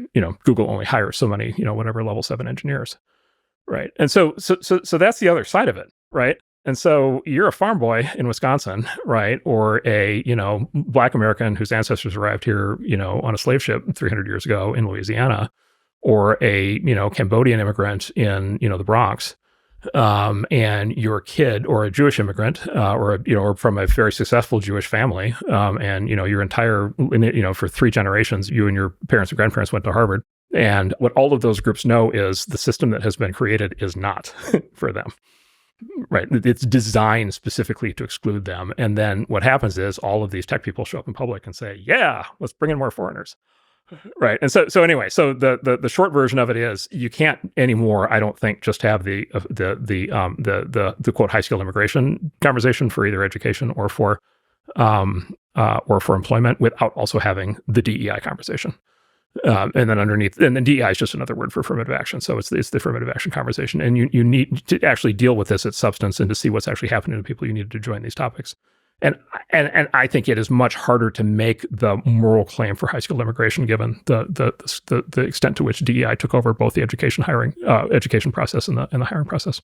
Okay, so first of all, that was brilliantly laid out, the nuance of it. So just to understand, it's not so much a criticism of H-1B, high-skilled immigration. It's that there needs to be more people saying, yay, we need more American-born hires. So I spent the entire Christmas holiday reading every message on this and not saying anything. And what I was, which yes. You know me well enough to know that's a serious level of willpower. Yeah, that's very zen. Yes, thank you. Thank you. No, it wasn't. There was tremendous rage on the other side of it, but sure. I suppressed it. So I was waiting for the dog that didn't bark, right? And the dog that didn't bark was I did not, and you tell me if you saw one, I did not see a single example of somebody pounding the table for more high school immigration who was also pounding the table to go get more smart kids who are already here into these educational institutions and into these jobs. I didn't see a single one. That's true. I think I agree with that. There really was a divide. But it was like, literally, it was like the proponents of high-skilled immigrant. And again, this was me for a very long time. I mean, I kind of took myself by surprise on this because I was on, I had the much, say, simpler version of this story for a very, and like I said, I've been in Washington many times under past presidents lobbying for this. By the way, never made any progress, which we could talk about. Like, it never actually worked. I've been on the other side of this one, but I was literally sitting there being like, all right, which of these like super geniuses, who, many of whom, by the way, are very, successful high-skilled immigrants or children of high-skilled immigrants, which of these super geniuses are going to like say, actually, we have this like incredible talent source here in the country, which again, to be clear, I'm not talking about white people. I'm talking about native born Americans, whites, Asians, Jews, blacks, for sure. Those four groups. But also white people. Yeah. And also white people. People that are making the case for American born hires are usually not also supporting H-1B. It's an extreme divide. And those people that are making that case are often not making it in a way that's like making it in quite a radical way. Yeah. Let's put it this way. But you have this interesting thing. You have a split between the sides that I've noticed, which is one side has all of the experts. Right. And I'm using scare quotes for people listening to audio. I'm making quotes in the air with my fingers as vigorously as I can. Yep. One side has all the certified experts. The other side just has a bunch of people who are like, they know that something is wrong and they don't quite know how to explain it. And what was so unusual about the Harvard UNC cases, by the way, in front of the Supreme Court is they actually had sophisticated lawyers for the first time in a long time actually put all this evidence together and actually put it in the public record. They actually had experts, which is just really rare. Generally, what you get is because if you don't have experts, what do you have? You know something is wrong, but you have primarily an emotional response. You feel it, but can you put it in the words and tables and charts, that a certified expert can? And no, you can't. Like that's not who you are. That doesn't mean that you're wrong, and it also doesn't mean that you have less of a moral stance. And so it's just like, all right. Now, by the way, look, I think there are ways to square the circle. I think there's a way to have our cake and eat it too. Like I think there'd be many ways to resolve this. I think the way to do it is to look at these issues combined. Look at DEI combined with high-skilled immigration. It so happens that DEI is under much more scrutiny today than it has been for probably 20 years. Affirmative action is. The Supreme Court did just rule that it is not legal for universities to do that. They are still doing it, but they should stop. And then there are more and more, you've seen more companies now also dishing their DEI programs. In part, that's happening for a bunch of reasons, but it's happening in part because a lot of corporate lawyers will tell you that the Supreme Court rulings in education either already apply to businesses or it just is a clear foreshadowing. The Supreme Court will rule on new cases that will ban it in businesses. And so there is a moment here to be able to look at this on both sides. Let me add one more nuance to it, though, that makes it even more complicated. Yeah. So the cliche is we're going to brain drain the world, right? You've heard that? We're going to take all the smart people from all over the world. We're going to bring them here. We're going to educate them, and then we're going to keep them, and then they're going to raise their families here, create businesses here, create jobs here, right? In the cliche, that's a super positive thing. Yeah. Okay. So what happens to the rest of the world? They lose? Well, how fungible are people? How many highly ambitious, highly conscientious, highly energetic, high achieving, high IQ super geniuses are there in the world? And if there's a lot, that's great. But if there just aren't that many, and they all come here, and they all aren't where they would be otherwise, what happens to all those other places? So it's almost impossible for us here to have that conversation, in part because we become incredibly uncomfortable as a society talking about the fact that people aren't just simply all the same, which is a whole thing we could talk about. But also, we are purely the beneficiary of this effect, right? We are brain draining the world, not the other way around. There's only four. So if you look at the flow of high-skilled immigration over time, there's only four permanent sinks of high-skilled immigration, places people go. It's the U.S., Canada, the U.K., and Australia. Australia. It's four of the five eyes. It's the major Anglosphere countries. And so for those countries, this seems like a no-lose proposition. It's all the other countries that basically what we four countries have been doing is draining all the smart people out. It's actually much easier for people in Europe to talk about this, I've discovered, because the Eurozone is 28 countries. And within the Eurozone, the high-skilled people over time have been migrating to originally the UK, but also specifically, I think it's the Netherlands, Germany, and France. But specifically, they've been migrating out of the peripheral Eurozone countries. And the one where this really hit the fan was in Greece, right? So, Greece falls into chaos, disaster, and then, you're running the government of Greece and you're trying to figure out how to put an economic development plan together. All of your smart young kids have left. Like, what are you going to do, right? By the way, this is a potential, I know you care a lot about Ukraine. This is a potential crisis for Ukraine, in part because of this, because we enthusiastically recruit Ukrainians, of course. And so we've been brain draining Ukraine for a long time. Mm-hmm. But also, of course, war does tend to cause people to migrate out. And so, when it comes time for Ukraine to rebuild as a peaceful country, is it going to have the talent base even that it had 5 years ago is like a very big and important question. By the way, Russia, like we have brain drained a lot of really smart people out of Russia. A lot of them are here, right? Over the last 30 years. And so there's this thing, it's actually really funny if you think about it. Like the one thing that we know to be the height of absolute evil that the West ever did was colonization and resource extraction, right? So we know the height of absolute evil was when the Portuguese and the English and everybody else went and had these colonies and then went in and we took all the oil or we took all the diamonds or we took all the whatever, lithium or whatever it is, right? Well, for some reason, we realize that that's a deeply evil thing to do when it's a physical resource, when it's a non-conscious physical matter. For some reason, we think it's completely morally acceptable to do it with human capital. In fact, we think it's glorious and beautiful and wonderful, and the great flowering of peace and harmony and moral justice of our time to do it. And we don't think for 1 second what we're doing to the countries that we're pulling all these people out of. And this is one of these things, like, I don't know, like maybe we're just going to live in this delusional state forever and we'll just keep doing it and it'll keep benefiting us and we just won't care what happens. But like, I think there may come, this is like one of these submarines under 10 feet under the waterline. Like, I think it's just a matter of time until people suddenly realize, oh my God, what are we doing? Because like, we need the rest of the world to succeed too, right? Like we need these other countries to like flourish. Like we don't want to be the only successful country in the middle of just like complete chaos and disaster. And we just extract and we extract and we extract and we don't think twice about it. Well, this is so deeply profound, actually. So what is the cost of winning, quote unquote?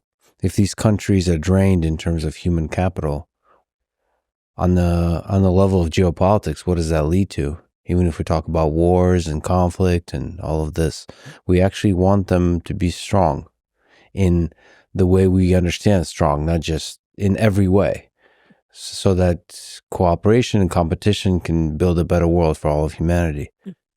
It's interesting. This is one of those truths where you just speak and it resonates, and I didn't even think about it. Yeah, exactly. So this is, you were sitting during the holiday season, just boiling over. So all that said, there's still, to you, some good to the H-1B? Okay, so then you get this other, so then there's this, come all the way around. There's another nuance. So there's another nuance, which is mostly the Valley, we don't use H-1Bs anymore. Mm-hmm. Mostly we use O-1s. Mm. So there's a separate class of visa, and the O-1 is like this. It turns out the O-1 is the super genius visa. Mm-hmm. So the O-1 is basically our founder. Like when we have somebody from anywhere in the world and they've like invented a breakthrough new technology and they want to come to the U.S. to start a company, they come in through an O-1 visa, and that actually is like it's a fairly high bar. It's a high acceptance rate, but it's like a pretty high bar, and they do a lot of work, and there's like you have to put real work into it, really prove your case.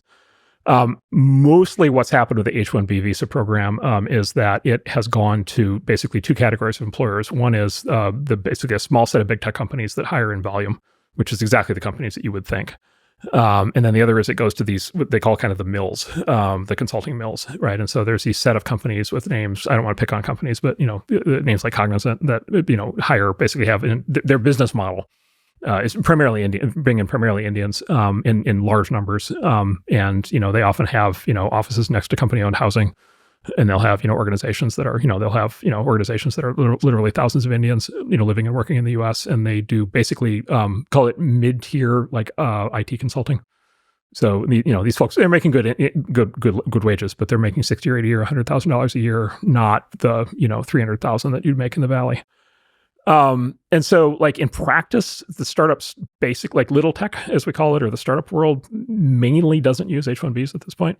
And mainly can't, because the system is kind of rigged in a way that we really can't. And then again, you get to the sort of underlying morality here, which is it's like, well, Amazon's I love Amazon, but like they're a big, powerful company. They've got, more money than God. They've got resources. They've got a long-term planning horizon. They do big, profound things over, decades at a time. They could, or any of these other companies could launch massively effective programs to go recruit the best and brightest from all throughout the country. And, you'll notice they don't do that.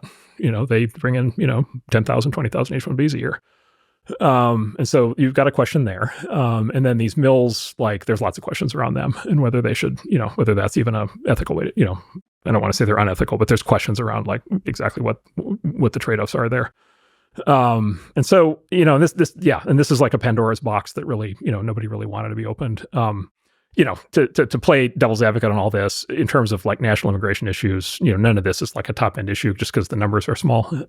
Right. And so, I don't think, the administration has said like this is not like a priority of theirs for right now. But I guess what I would say is like there is actually a lot of complexity and nuance here. I have a lot of friends, like I said, I have a lot of friends and colleagues who are, who came over on H-1Bs or O-1s, green cards. Many are now citizens. And, every single one of them was, not every single one, a lot of them were enthusiastic to, defend the honor of immigrants throughout this whole period. And they said to me, it's like, well, Mark, how can we more clearly express, the importance of high skilled immigration to the US? And I was like, I think you can do it by advocating for also developing our native born talent. Mm-hmm. Because, like, do you want to inflame the issue or do you want to diffuse the issue? Mm-hmm. Right. And I think the answer is to diffuse the issue. Let me give you one more positive scenario, and then I'll also beat up on the university some more. Do you know about the National Merit Scholarship System? Have you heard about this? Not really. Can you explain? So there's a system that was created during the Cold War called the National Merit Scholars. And it is basically, it was created, I forget, in the 1950s or 60s when people in government actually wanted to identify the best and the brightest, mm-hmm. as heretical an idea as that sounds today. And so it's basically a national talent search for basically IQ. Its goal is to identify basically the top 0.5% of the IQ in the country. By the way, completely regardless of other characteristics. So there's no race, gender, or any other aspect to it. It's just going for straight intelligence. It uses the PSAT, which is the preparatory SAT that you take, and then the SAT. So it uses those scores. That is the scoring. It's a straight PSAT SAT scoring system. So they use the SAT as a proxy for IQ, which it is.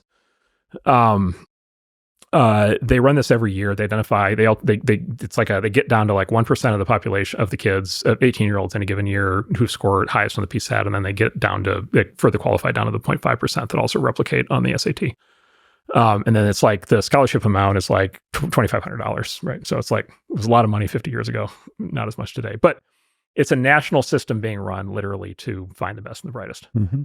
How many of our great and powerful universities use this as a scouting system? Like our universities all have sports teams. They all have national scouting. They have full-time scouts who go out and they go to every high school and they try to find all the great basketball players and bring them into the NCAA, into all these leagues. How many of our great and powerful and enlightened universities use the national merit system to go do a talent search for the smartest kids and just bring them in? Let me guess, very few. Zero. As you say it, that's brilliant. There should be that same level of scouting for talent internally. Go get the smartest ones. I'll give you one more kicker on this topic, mm-hmm. if I haven't beaten it to death. The SAT has changed. Mm-hmm. So the SAT used to be a highly accurate proxy for IQ. That caused a bunch of problems. People really don't like the whole idea of IQ. And so the SAT has been actively managed over the last 50 years by the College Board that runs it. And it has been essentially, like everything else, it's been dumbed down. And so in two ways. Number one, it's been dumbed down where an 800 from 40 years ago does not mean what an 800 means today. And 40 years ago, it was almost impossible to get an 800. Today there's so many 800s that you could stock the entire Ivy League with 800s, right? And so it's been deliberately dumbed down. And then two is they have tried to pull out a lot of what's called the G loading, and so they've tried to detach it from being an IQ proxy because IQ is such an inflammatory concept, and the consequence of that is, and this is sort of perverse, they've made it more coachable. Right. So the SAT 40 years ago, coaching didn't really work. And more recently, it has really started to work. And one of the things you see is that the Asian spike, you see this like giant leap upward in Asian performance over the last decade. And I think looking at the data, I think a lot of that is because it's more coachable now. And the Asians do the most coaching. So there's a bunch of issues with this. And so the coaching thing is really difficult because the coaching thing is a subsidy then to the kids whose parents can afford coaching. right? And I don't know about you, but where I grew up, there was no SAT coaching. So there's like an issue there. I didn't even know what the SAT was until the day I took it, much less that there was coaching, much less that it could work. So much less we could afford it. So number one, there's issues there. But the other issue there is think about what's happened by the dumbing down. 800 no longer captures all the smart. 800 is too crude of a test. It's like the AI benchmarking problem. It's the same problem they have in AI benchmarking right now. 800 is too low of a threshold. There are too many kids scoring 800. Because what you want is whatever, if it's going to be 100,000 kids, I don't know what it is. If it's going to be 50,000 kids a year scoring 800, you also then want kids to be able to score 900 and 1,000 and 1,100 and 1,200. And you want to ultimately get to, you'd like to ultimately identify the top 100 kids and make sure that you get them in MIT. And the resolution of the test has been reduced so that it actually is not useful for doing that. And again, I would say this is like part of the generalized corruption that's taken place throughout this entire system, where we have been heading in the reverse direction from wanting to actually go get the best and brightest and actually put them in the places where they should be. And then just the final comment would be the great thing about standardized testing and the national merit system is like I said, it's completely race blind, it's gender blind, it's blind on every other characteristic. It's only done on test scores. And you can make an argument about whether that's good or bad, but it is, for sure, it's the closest thing that we had to get to merit. It was the thing that they did when they thought they needed merit to win the Cold War. And of course, we could choose to do that anytime we want. And I just say, I find it like incredibly striking and an enormous moral indictment of the current system that there are no universities that do this today. So back to the immigration thing, just real quick. It's like, okay, we aren't even trying to go get the smart kids out of the center and south. And even if they think that they can get into these places, they get turned down. And the same thing for the smart Asians, and the same thing for the smart Jews, and the same thing for the smart Black people. And like, it's just like, I don't know how, like, I don't know how that's moral. Like, I don't get it at all. As you said about the 800, so I took the SAT and the ACT many times, and I've always gotten perfect on math 800. It's just, and I'm not special. Like, it doesn't identify genius. Right. I think you want to search for genius, and you want to create measures that find genius of all different kinds. Speaking of diversity. And I guess we should reiterate and say over and over and over, defend immigrants, yes, but say we should hire more and more native born. Well, you asked me in the beginning, like, what's the most optimistic forecast, right, that we could have? And the most optimistic forecast would be, my God, what if we did both? Like,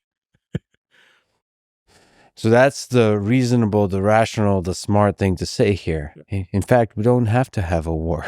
Well, and it would diffuse the entire issue. Yeah. If everybody in the center and the south of the country and every Jewish family, Asian family, Black family knew they were getting a fair shake, like, it would diffuse the issue. Like, how about diffusing the issue? Like, what a crazy radical. Sorry, I don't mean to really get out of my skis here, but I think your profile on X states it's time to build. It feels like 2025 is a good year to build. So I wanted to ask your advice, and maybe for advice for anybody who's trying to build. So who's trying to build something useful in the world. Maybe launch a startup, or maybe just launch apps, services, whatever, ship software products. So maybe by way of advice, how do you actually get to shipping? So, I mean, a big part of the answer, I think, is we're in the middle of a legit revolution. And I know you've been talking about this on your show, but like AI coding, I mean, this is the biggest earthquake to hit software in certainly my life, maybe since the invention of software. And I'm sure, we're involved in various of these companies, but, these tools, from a variety of companies are just like absolutely revolutionary. And they're getting better at leaps and bounds right every day. And you know all this, but like the thing with coding, like there's like open questions of whether AI can get better at, like, I don't know, understanding philosophy or whatever, creative writing or whatever. But like for sure we can make it much better at coding, right? Because you can validate the results of coding. And so, there's all these methods of, synthetic data and self-training and reinforcement learning that for sure you can do with coding. And so everybody I know who works in the field says AI coding is going to get to be phenomenally good. And it's already great. And you can, anybody who wants to see this, just go on YouTube and look at AI coding demos, little kids making apps in 10 minutes working with an AI coding system. And so I think it's the golden age. I think this is an area where it's clearly the golden age. The tool set is extraordinary. in a day, as a coder for sure, in a day you can retrain yourself. Start using these things, get a huge boost in productivity. As a non-coder, you can learn much more quickly than you could before. That's actually a tricky one in terms of learning as a non-coder to build stuff. It's still, I feel like you still need to learn how to code. It becomes a superpower. It helps you be much more productive. Like you could legitimately be a one-person company and get quite far. I agree with that up to a point. So I think for sure for quite a long time, the people who are good at coding are going to be the best at actually having AIs code things, because they're going to understand very basic. They're going to understand what's happening, right? And they're going to be able to evaluate the work, and they're going to be able to, literally like manage AIs better. Like even if they're not literally handwriting the code, they're just going to have a much better sense of what's going on. So I definitely think like 100%, my 9-year-old is like doing all kinds of coding classes, and he'll keep doing that for certainly through 18. We'll see after that. And so like for sure that's the case. But look, having said that, one of the things you can do with an AI is say, teach me how to code. Right. And there's a whole bunch of, I'll name names, Khan Academy, like there's a whole bunch of work that they're doing at Khan Academy for free. And then we have this company Replit, which was originally specifically built for kids for coding. That has AI built in that's just absolutely extraordinary now. And then there's a variety of other systems like this. The AI is going to be able to teach you to code. The AI, by the way, is, as you know, spectacularly good at explaining code. Mm-hmm. Right. And so the tools have these features now where you can talk to the code base, and so you can like literally like ask the code base questions about itself. And you can also just do the simple form, which is you can copy and paste code into ChatGPT and just ask it to explain it, what's going on, rewrite it, improve it, make recommendations. And so there's dozens of ways to do this. By the way, you can also, even more broadly than code, like, you want to make a video game. Okay, now you can do AI art generation, sound generation, dialogue generation, voice generation, right? And so all of a sudden, like you don't need designers, you don't need, voice actors. So there's just like unlimited, and then a big part of coding is so-called glue. It's interfacing into other systems. So it's interfacing into Stripe to take payments or something like that. And AI is fantastic at writing glue code. Really, really good at making sure that you can plug everything together. Really good at helping you figure out how to deploy. It'll even write a business plan for you. So it's just this, it's like everything happening with AI right now. It's like this latent superpower. And there's this incredible spectrum of people who have really figured out massive performance increases, productivity increases with it already. There's other people who aren't even aware it's happening. And there's some gearing to whether you're a coder or not, but I think there are lots of non-coders that are off to the races. And I think there are lots of professional coders who are still like, the blacksmiths were not necessarily in favor of, the car business. There's the old William Gibson quote, "The future is here. It's just not evenly distributed yet." And this is maybe the most potent version of that I've ever seen. Yeah, there's the old meme with the bell curve. The people on both extremes say AI coding is the future. Right. It's very common the programmers to say, if you're any good of a programmer, you're not going to be using it. That's just not true. I consider myself a reasonably good programmer, and my productivity has been just skyrocketed, and the joy of programming skyrocketed. Is every aspect of programming is more efficient, more productive, more fun, all that kind of stuff. I would also say code is, code has of anything in like industrial society, code has the highest elasticity, which is to say the easier it is to make it, the more of it gets made. Like, I think effectively there's unlimited demand for code. Like, in other words, like there's always some other idea for a thing that you can do, a feature that you can add, or a thing that you can optimize. And so like overwhelmingly, the amount of code that exists in the world is a fraction of even the ideas we have today. And then we come up with new ideas all the time. And so I think that like, I was in the late 80s, early 90s when sort of automated coding systems started to come out, expert systems, big deal in those days. And there was a famous book called The Decline and Fall of the American Programmer, that predicted that these new coding systems were going to mean we wouldn't have programmers in the future. And of course, the number of programming jobs exploded by like a factor of 100. Like my guess is we'll have more coding jobs probably by like an order of magnitude 10 years from now. That will be different. There'll be different jobs. They'll involve orchestrating AI. We will be creating so much more software that the whole industry will just explode in size. Are you seeing the size of companies decrease in terms of startups? What's the landscapes of little tech? All we're seeing right now is the AI hiring boom of all time. For the big tech. People and little tech. And little tech. Everybody's trying to hire as many engineers as they can to build AI systems. It's just, it's 100%. I mean, there's a handful of companies, there's a little bit, there's customer service. We have some companies and others, I think it's Klarna that's publicizing a lot of this in Europe, where, there are jobs that can be optimized and jobs that can be automated. But like for engineering jobs, like it's just an explosion of hiring. That at least so far, there's no trace of any sort of diminishing effect. Now, having said that, I am looking forward to the day. I am waiting for the first company to walk in saying yes, like the more radical form of it. But so basically, the companies that we see are basically one of two kinds. We see the companies that are basically sometimes use weak form, strong form. So the weak form companies, I sometimes use the term, it's called the sixth bullet point. AI is the sixth bullet point on whatever they're doing.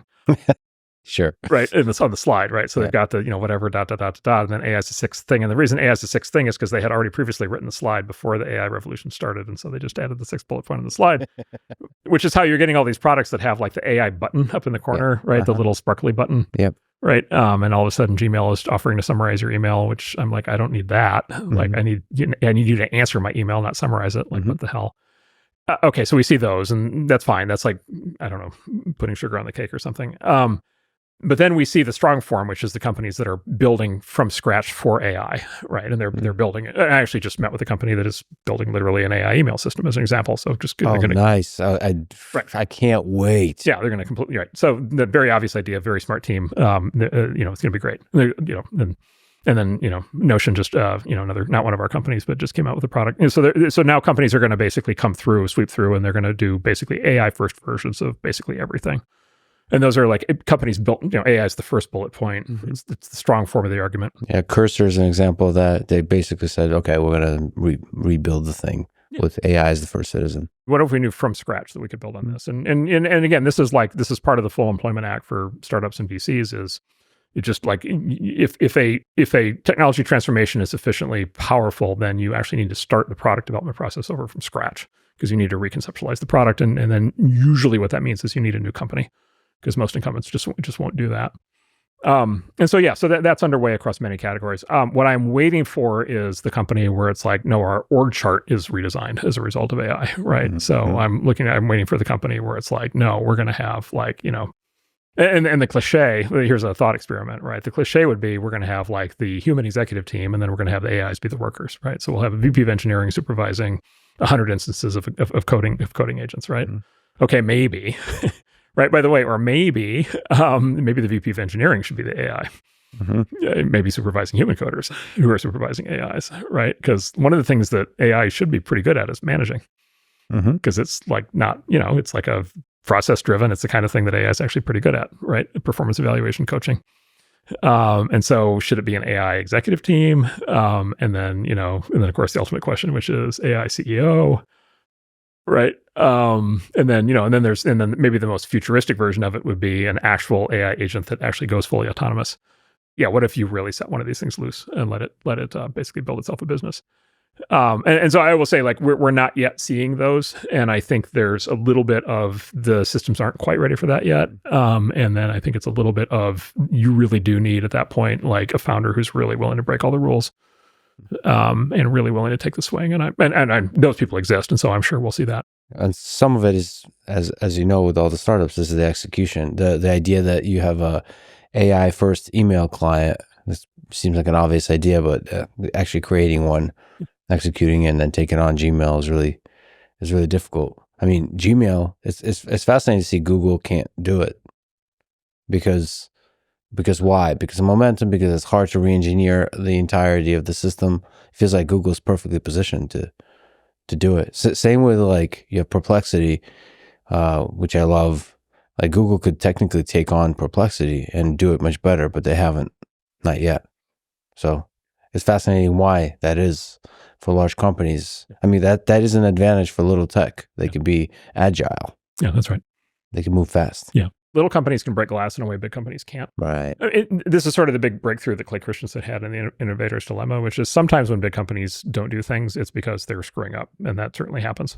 But a lot of times they don't do things because it would break too much glass. It would specifically, it would interfere with their existing customers and their existing businesses, and they just simply won't do that. And by the way, responsibly, they shouldn't do that.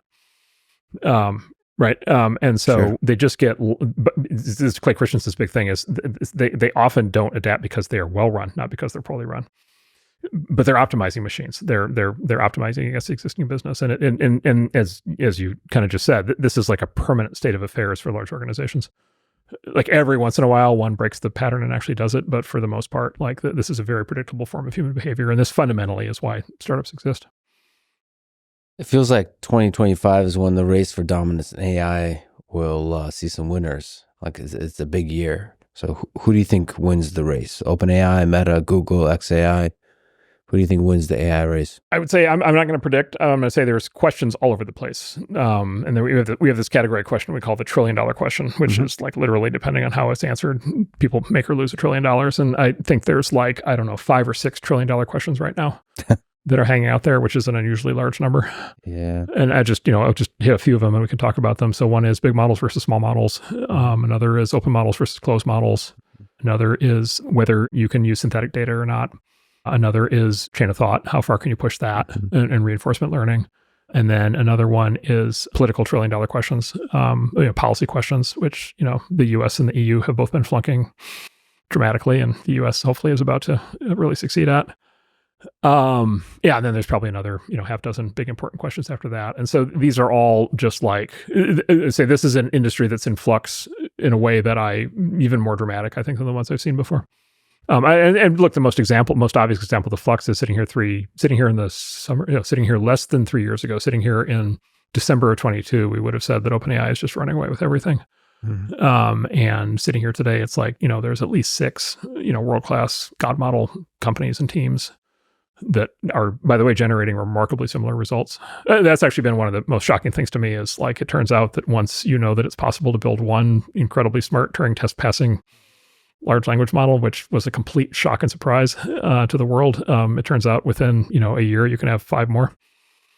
There's also a money component thing to it, which is to get the money to scale one of these things into the billions of dollars. There's basically right now only 2 sources of money that will do that for you. One is the hyperscalers giving you the money, which you turn around and round trip back to them, or foreign sovereigns, other country sovereign wealth funds, which can be difficult in some cases for companies to access. So there's maybe another $1 trillion question is the financing question. Here's one. So Sam Altman has been public about the fact that he wants to transition OpenAI from being a nonprofit to being a for-profit. The way that is legally done is that, and there is a way to do it. There is a way in U.S. law to do it. The IRS and other legal entities, government entities scrutinize this very carefully because the U.S. takes foundation nonprofit law very seriously because of the tax exemption. And so historically, the way that you do it is you start a for-profit and then you raise money with the for-profit to buy the assets of the nonprofit at fair market value. And the last financing round at OpenAI was, $150 some billion. And so logically, if the flip is going to happen, the for-profit has to go raise $150 billion out of the chute to buy the assets. Raising $150 billion is a challenge. So, is that even possible? If that is possible, then OpenAI maybe is off to the races as a for-profit company. If not, I don't know. And then, obviously the Elon lawsuit. So just because they're the market leader today, there's big important questions there. Microsoft has this kind of love-hate relationship with them. Where does that go? Apple's, lagging badly behind, but, they're very good at catching up. Amazon, is primarily hyperscaler, but they now have their own models. And then there's the other questions like you laid out briefly and brilliantly, open versus closed, big versus little models, synthetic data. That's a huge, huge question. And then test time compute with chain of thought, the role of that. And it's just fascinating. And these are, I think it's fair to say, $1 trillion questions. Yeah, these are big. Like, look, it's like, okay, here's a $1 trillion question, which is kind of embedded in that, which is just hallucinations, right? Like, so if you are trying to use these tools creatively, you're thrilled because they can draw new images and they can make new music and they can do all this incredible stuff, right? They're creative. The flip side of that is if you need them to be correct, they can't be creative. And that's, the term hallucination. And these things do hallucinate. And There have been, court cases already where lawyers have submitted legal briefs that contain made-up court citations, case citations. The judge is like, wait a minute, this doesn't exist. And the very next question is, did you write this yourself? And the lawyer goes, I mean, that's why with Elon with Grok, yes, looking for truth. I mean, that's an open technical question. How close can you get to truth with LLMs? Yeah, that's right. And my sense, this is a very contentious topic at the industry. My sense is, if to the extent that there is a domain in which there is a definitive and checkable and provable answer, and you might say math satisfies that, coding satisfies that, and maybe some other fields, then you should be able to generate synthetic data. You should be able to do chain of thought reasoning. You should be able to do reinforcement learning, and you should be able to ultimately, eliminate hallucinations. But by the way, that's $1 trillion question right there as to whether that's true. But then there's a question of like, okay, is that going to work in the more general domain? Like, so for example, one possibility is these things are going to be truly superhuman at like math and coding, but at like discussing philosophy, they're basically as smart as they're ever going to be. And they're going to be kind of, say midwit grad student level. And the theory there would just be they're already out of training data. Like they literally, if you talk to these people, like literally the big models are like within a factor of 2x of consuming all the human generated training data, to the point that some of these big companies are literally hiring people like doctors and lawyers to sit and write new training data by hand. And so does this mean that like you have to, if you want your model to get better at philosophy, you have to go hire like 1,000 philosophers and have them write new content? And is anybody going to do that?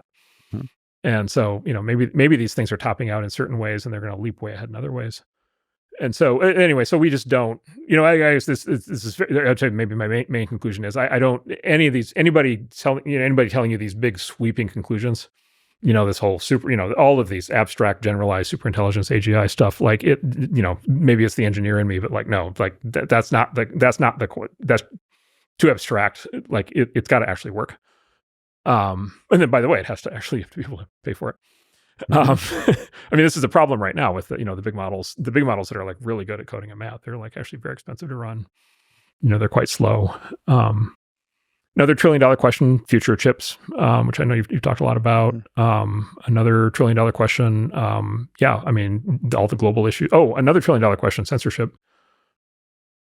Right. Like, and all the, as they say, all the human feedback training process. Exactly what are you training these things to do? What are they allowed to talk about? How long do they give you these? How often do they give you these incredibly preachy moral lectures? Here's a $1 trillion question. How many other countries want their country to run its education system, healthcare system, news system, political system on the basis of an AI that's been trained according to the most extreme left-wing California politics? Right, because that's kind of what they have on offer right now. And I think the answer to that is not very many. So there's like massive open questions there about like what, and by the way, like what morality are these things going to get trained on And that one we're cracking wide open with what's been happening over the past few months. Censorship on every level of these companies, and just the very idea what truth means and what it means to expand the Overton window of LLMs or the Overton window of human discourse. So what I experienced, going back to how we started, what I experienced was, all right, social media censorship regime from hell, debanking, right, at like a large scale, and then the war on the crypto industry, trying to kill it, and then basically declared intent to do the same thing to AI, and to put AI under the same kind of censorship and control regime as social media and the banks. And I think this election tipped in America. I think this election tipped us from a timeline in which things were going to get really bad on that front to a timeline in which I think things are going to be quite good. But look, those same questions also apply outside the U.S. And the EU is doing their thing. They're being extremely draconian, and they're trying to lock in a political censorship regime on AI right now that's so harsh that even American AI companies are not even willing to launch new products in the EU right now. Like that's not going to last. But like what happens there? Right. And what are the trade-offs? What levels of censorship are American companies going to have to sign up for if they want to operate in the EU? Or is the EU still capable of generating its own AI companies, or have we brain drained them so that they can't? So big questions. Quick questions. So you're very active on X, a very unique character, flamboyant, exciting, bold. You post a lot. I think there's a meme, I don't remember it exactly, but that Elon posted something like inside Elon there are two wolves, One is please be kind or more positive, and the other one is, I think, doing the take a big step back and fuck yourself in the face guy. How many wolves are inside your mind when you're tweeting? To be clear, a reference from the comedy classic Tropic Thunder. Tropic Thunder, yeah, legendary movie. Yes. Any Zoomers listening to this who haven't seen that movie, go watch it immediately. Yeah, there's nothing offensive about it. Nothing offensive about it at all. So Tom Cruise's greatest performance. Yeah, no, look, just start by saying, like, I'm not supposed to be tweeting at all. So, yeah. Yes. So, but, So how do you approach that? Like, how do you approach what to tweet? I mean, I don't. I don't well enough. It's mostly an exercise in frustration. Look, there's a glory to it, and there's an issue with it, and the glory of it is like, instantaneous global communication. In X in particular is like the town square on all these social issues, political issues, everything else, current events. But I mean, look, there's no question the format of at least the original tweet is prone to be inflammatory. I'm the guy who at one point the entire nation of India hated me because I once tweeted something. It turned out that is still politically sensitive, and the entire continent. I stayed up all night that night as I became front page headline and leading television news in each time zone in India for a single tweet. So like the single tweet out of context is a very dangerous thing. Obviously, X now has the middle ground where they now have the longer form essays, and so probably the most productive thing I can do is longer form, is longer form things. You're not going to do it though, are you? I do from time to time. Sometimes I should do more of them. And then I mean, look, and then obviously X is doing great. And then like I said, like Substack has become the center for a lot of the I think the best kind of deeply thought through certainly intellectual content. Tons of current events stuff there as well. And then there's a bunch of other, a bunch of new systems that are very exciting. So I think one of the things we can look forward to in the next 4 years is, number one, just like a massive reinvigoration of social media as a consequence of the changes that are happening right now. I'm very excited to see to see what's going to happen with that. And then, it's happened on X, but it's now going to happen on other platforms. And then the other is crypto's going to come. Crypto's going to come right back to life. And actually, that's very exciting. Actually, that's worth noting is that's another $1 trillion question on AI, which is in a world of pervasive AI, and especially in a world of AI agents, and imagine a world of billions or trillions of AI agents running around, they need an economy. And crypto, in our view, happens to be the ideal economic system for that, right? Because it's a very programmable money. It's a very easy way to plug in and do that. And there's this transaction processing system that can do that. And so I think the crypto AI intersection, is potentially a very, very big deal. And so that was going to be impossible under the prior regime. And I think under the new regime, hopefully it'll be something we can do. Almost for fun, let me ask a friend of yours, Yann LeCun, what are your top 10 favorite things about Yann LeCun? I think he's a brilliant guy. I think he's important to the world. I think you guys disagree on a lot of things, but I personally like vigorous disagreement. I, as a person in the stands, like to watch the gladiators go at it. And no, he's a super genius. I mean, look, I wouldn't say we're super close, but casual friends. I worked with him at Meta. He's the chief scientist at Meta for a long time, and is still works with us. And it's obviously is a legendary figure in the field and one of the main people responsible for what's happening. It's my serious observation would be that it's the thing I've talked to him about for a long time, and I keep trying to read and follow everything he does. Is he is the, I think, see if you agree with this, he is the smartest and most credible critic of LLMs is the path for AI. Yeah. He's not, there's certain, I would say, troll-like characters who are just like crap on everything, but like Yann has like very deeply thought through basically theories as to why LLMs are an evolutionary dead end. And I actually I try to do this thing where I try to model, I try to have a mental model of like the two different sides of a serious argument. And so I've tried to like internalize that argument as much as I can, which is difficult because like we're investing it behind LLMs as aggressively as we can. And so if he's right, like that could be a big problem, but like we should also know that. And then I sort of use his ideas to challenge all the bullish people, to really kind of test their level of knowledge. So I like to kind of grill people. Like I'm I was not, got my CS degree 35 years ago, so I'm not like deep in the technology, but like if to the extent I can understand Yann's points, I can use them to, to really surface a lot of the questions for the people who are more bullish. And that's been, I think, very, very productive. It's very striking that you have somebody who is like that central in the space, who is actually like a full on skeptic. And again, this could go different ways. He could end up being very wrong. He could end up being totally right, or it could be that he will provoke the evolution of these systems to be much better than they would have been. Yeah, he could be both right and wrong. I first of all, I do agree with that. He's one of the most legit and rigorous and deep critics of the LLM path to AGI.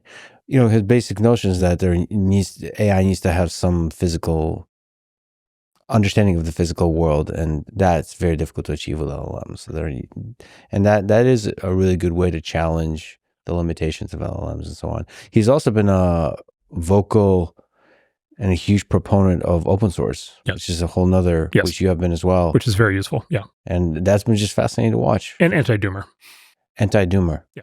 Yeah, he's very anti-doomer. He embodies, he also has many wolves inside his does. mind. Yes, he does. Yes, he does. Yes. So it's been really, really fun to watch. The other two, okay, here's my other wolf coming out. Yeah. The other two of the three godfathers of AI are like radicals, like full on left, far left, I would say like either Marxists or borderline Marxists. And they're like, I think, quite extreme in their social and political views.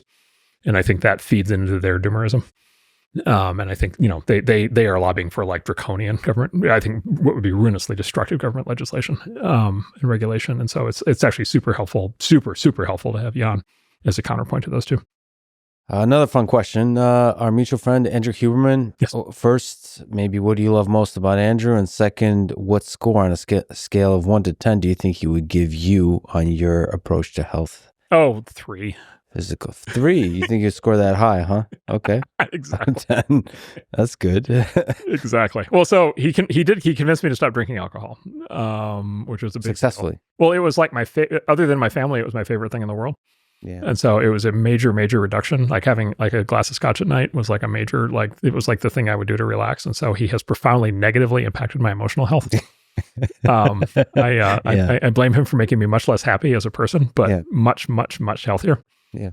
Physically healthier. So that I credit him with that. I'm glad I did that. But then his sleep stuff, I'm not doing any of that. Yeah. I have no interest in his sleep shit. No. This whole natural light, no, we're not doing it. You're too hardcore for this? I don't see any natural light in here. It's all covered.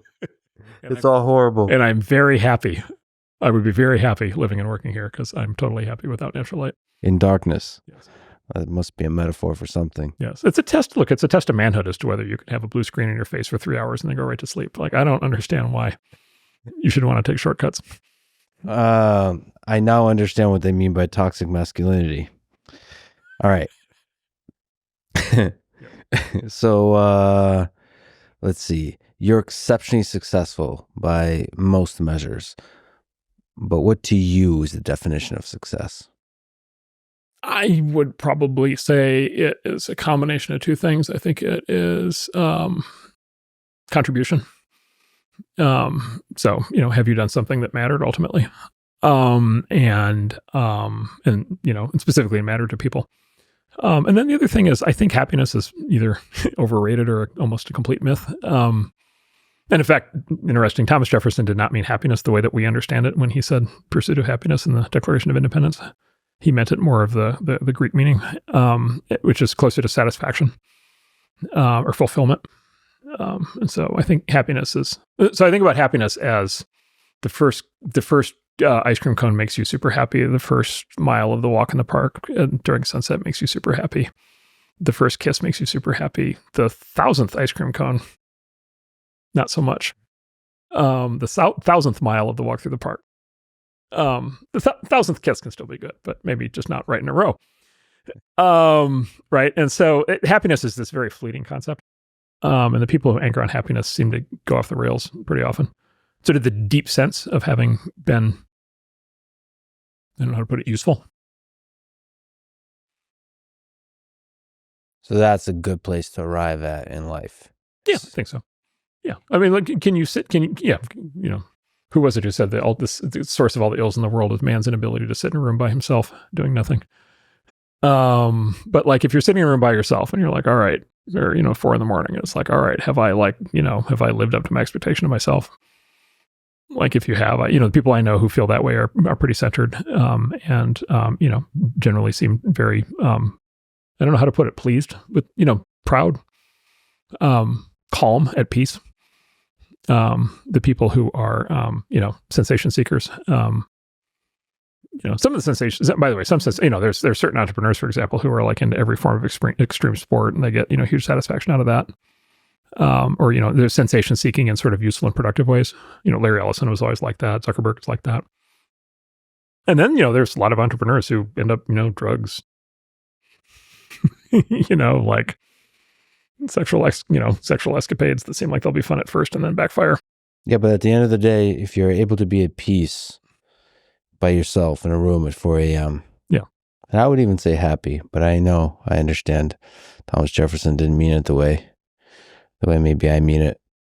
But I can be happy by myself at 4 a.m. with a blue screen. That's good. Exactly. Staring at cursor. Exactly.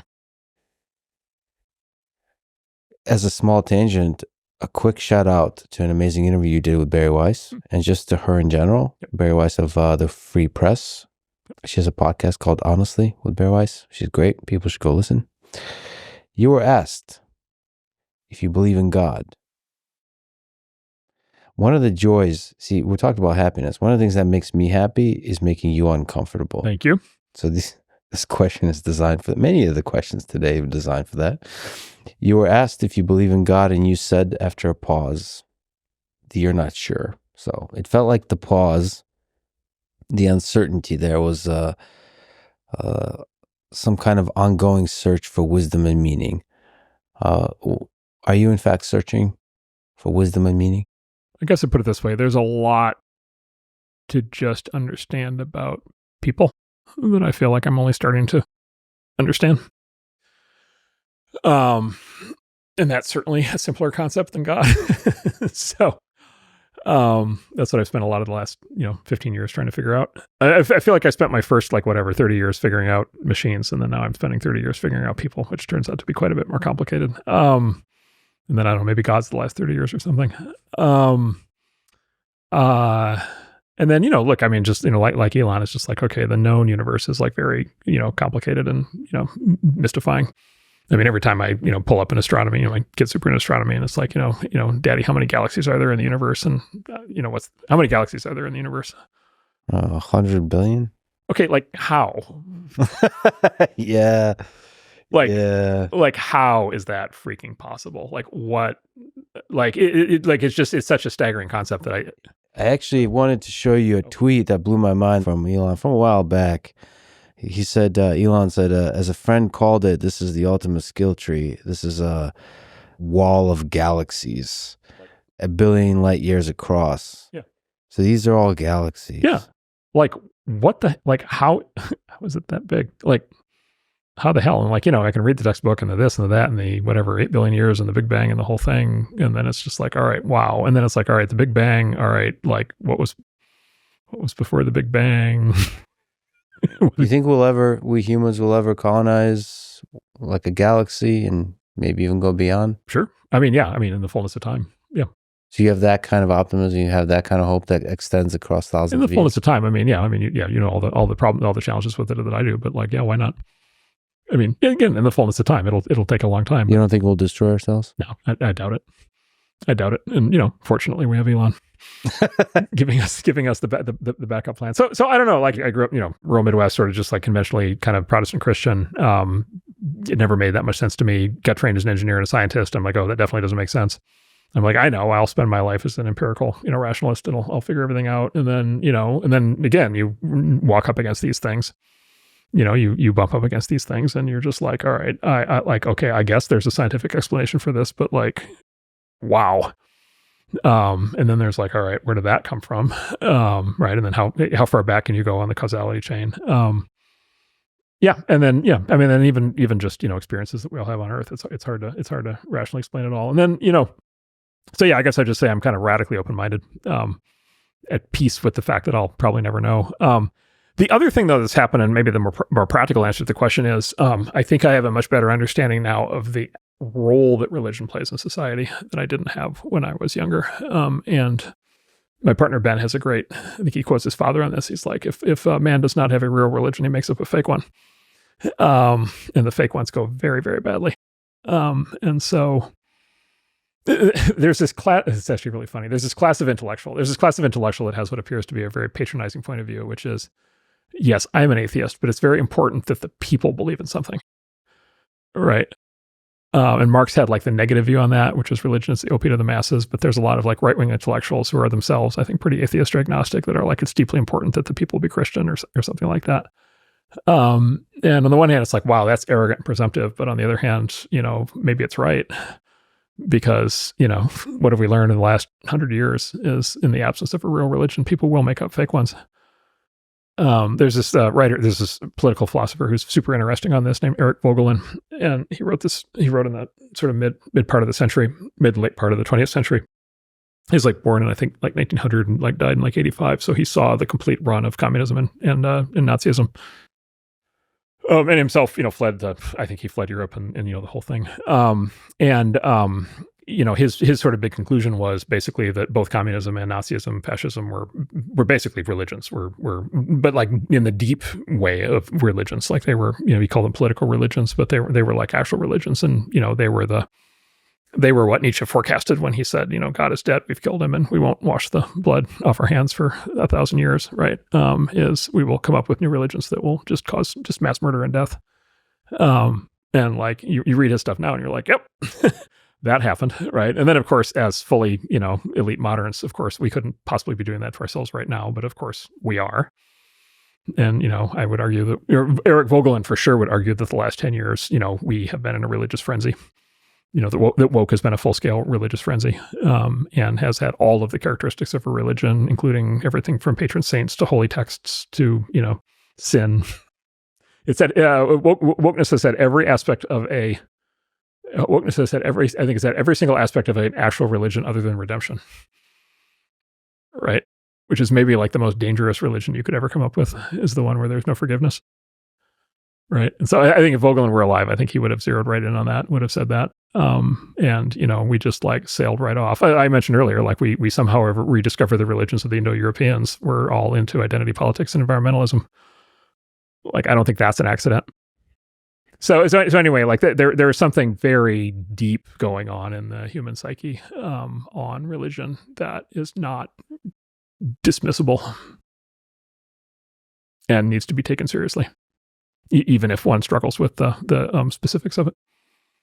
I think I speak for a lot of people that it's been a real joy, and for me an honor to get to watch you seek to understand the human psyche as you described. You're in that 30-year part of your life. And it's been an honor to talk with you today. Thank you, Marc. Thank you, Lex. Is that it? That's only how long is that? 4 hours with Marc Andreessen is like 40 hours of actual content. So I'll accept being one of the short ones. For the listener, Marc looks like he's ready to go for 20 more hours, and I need a nap.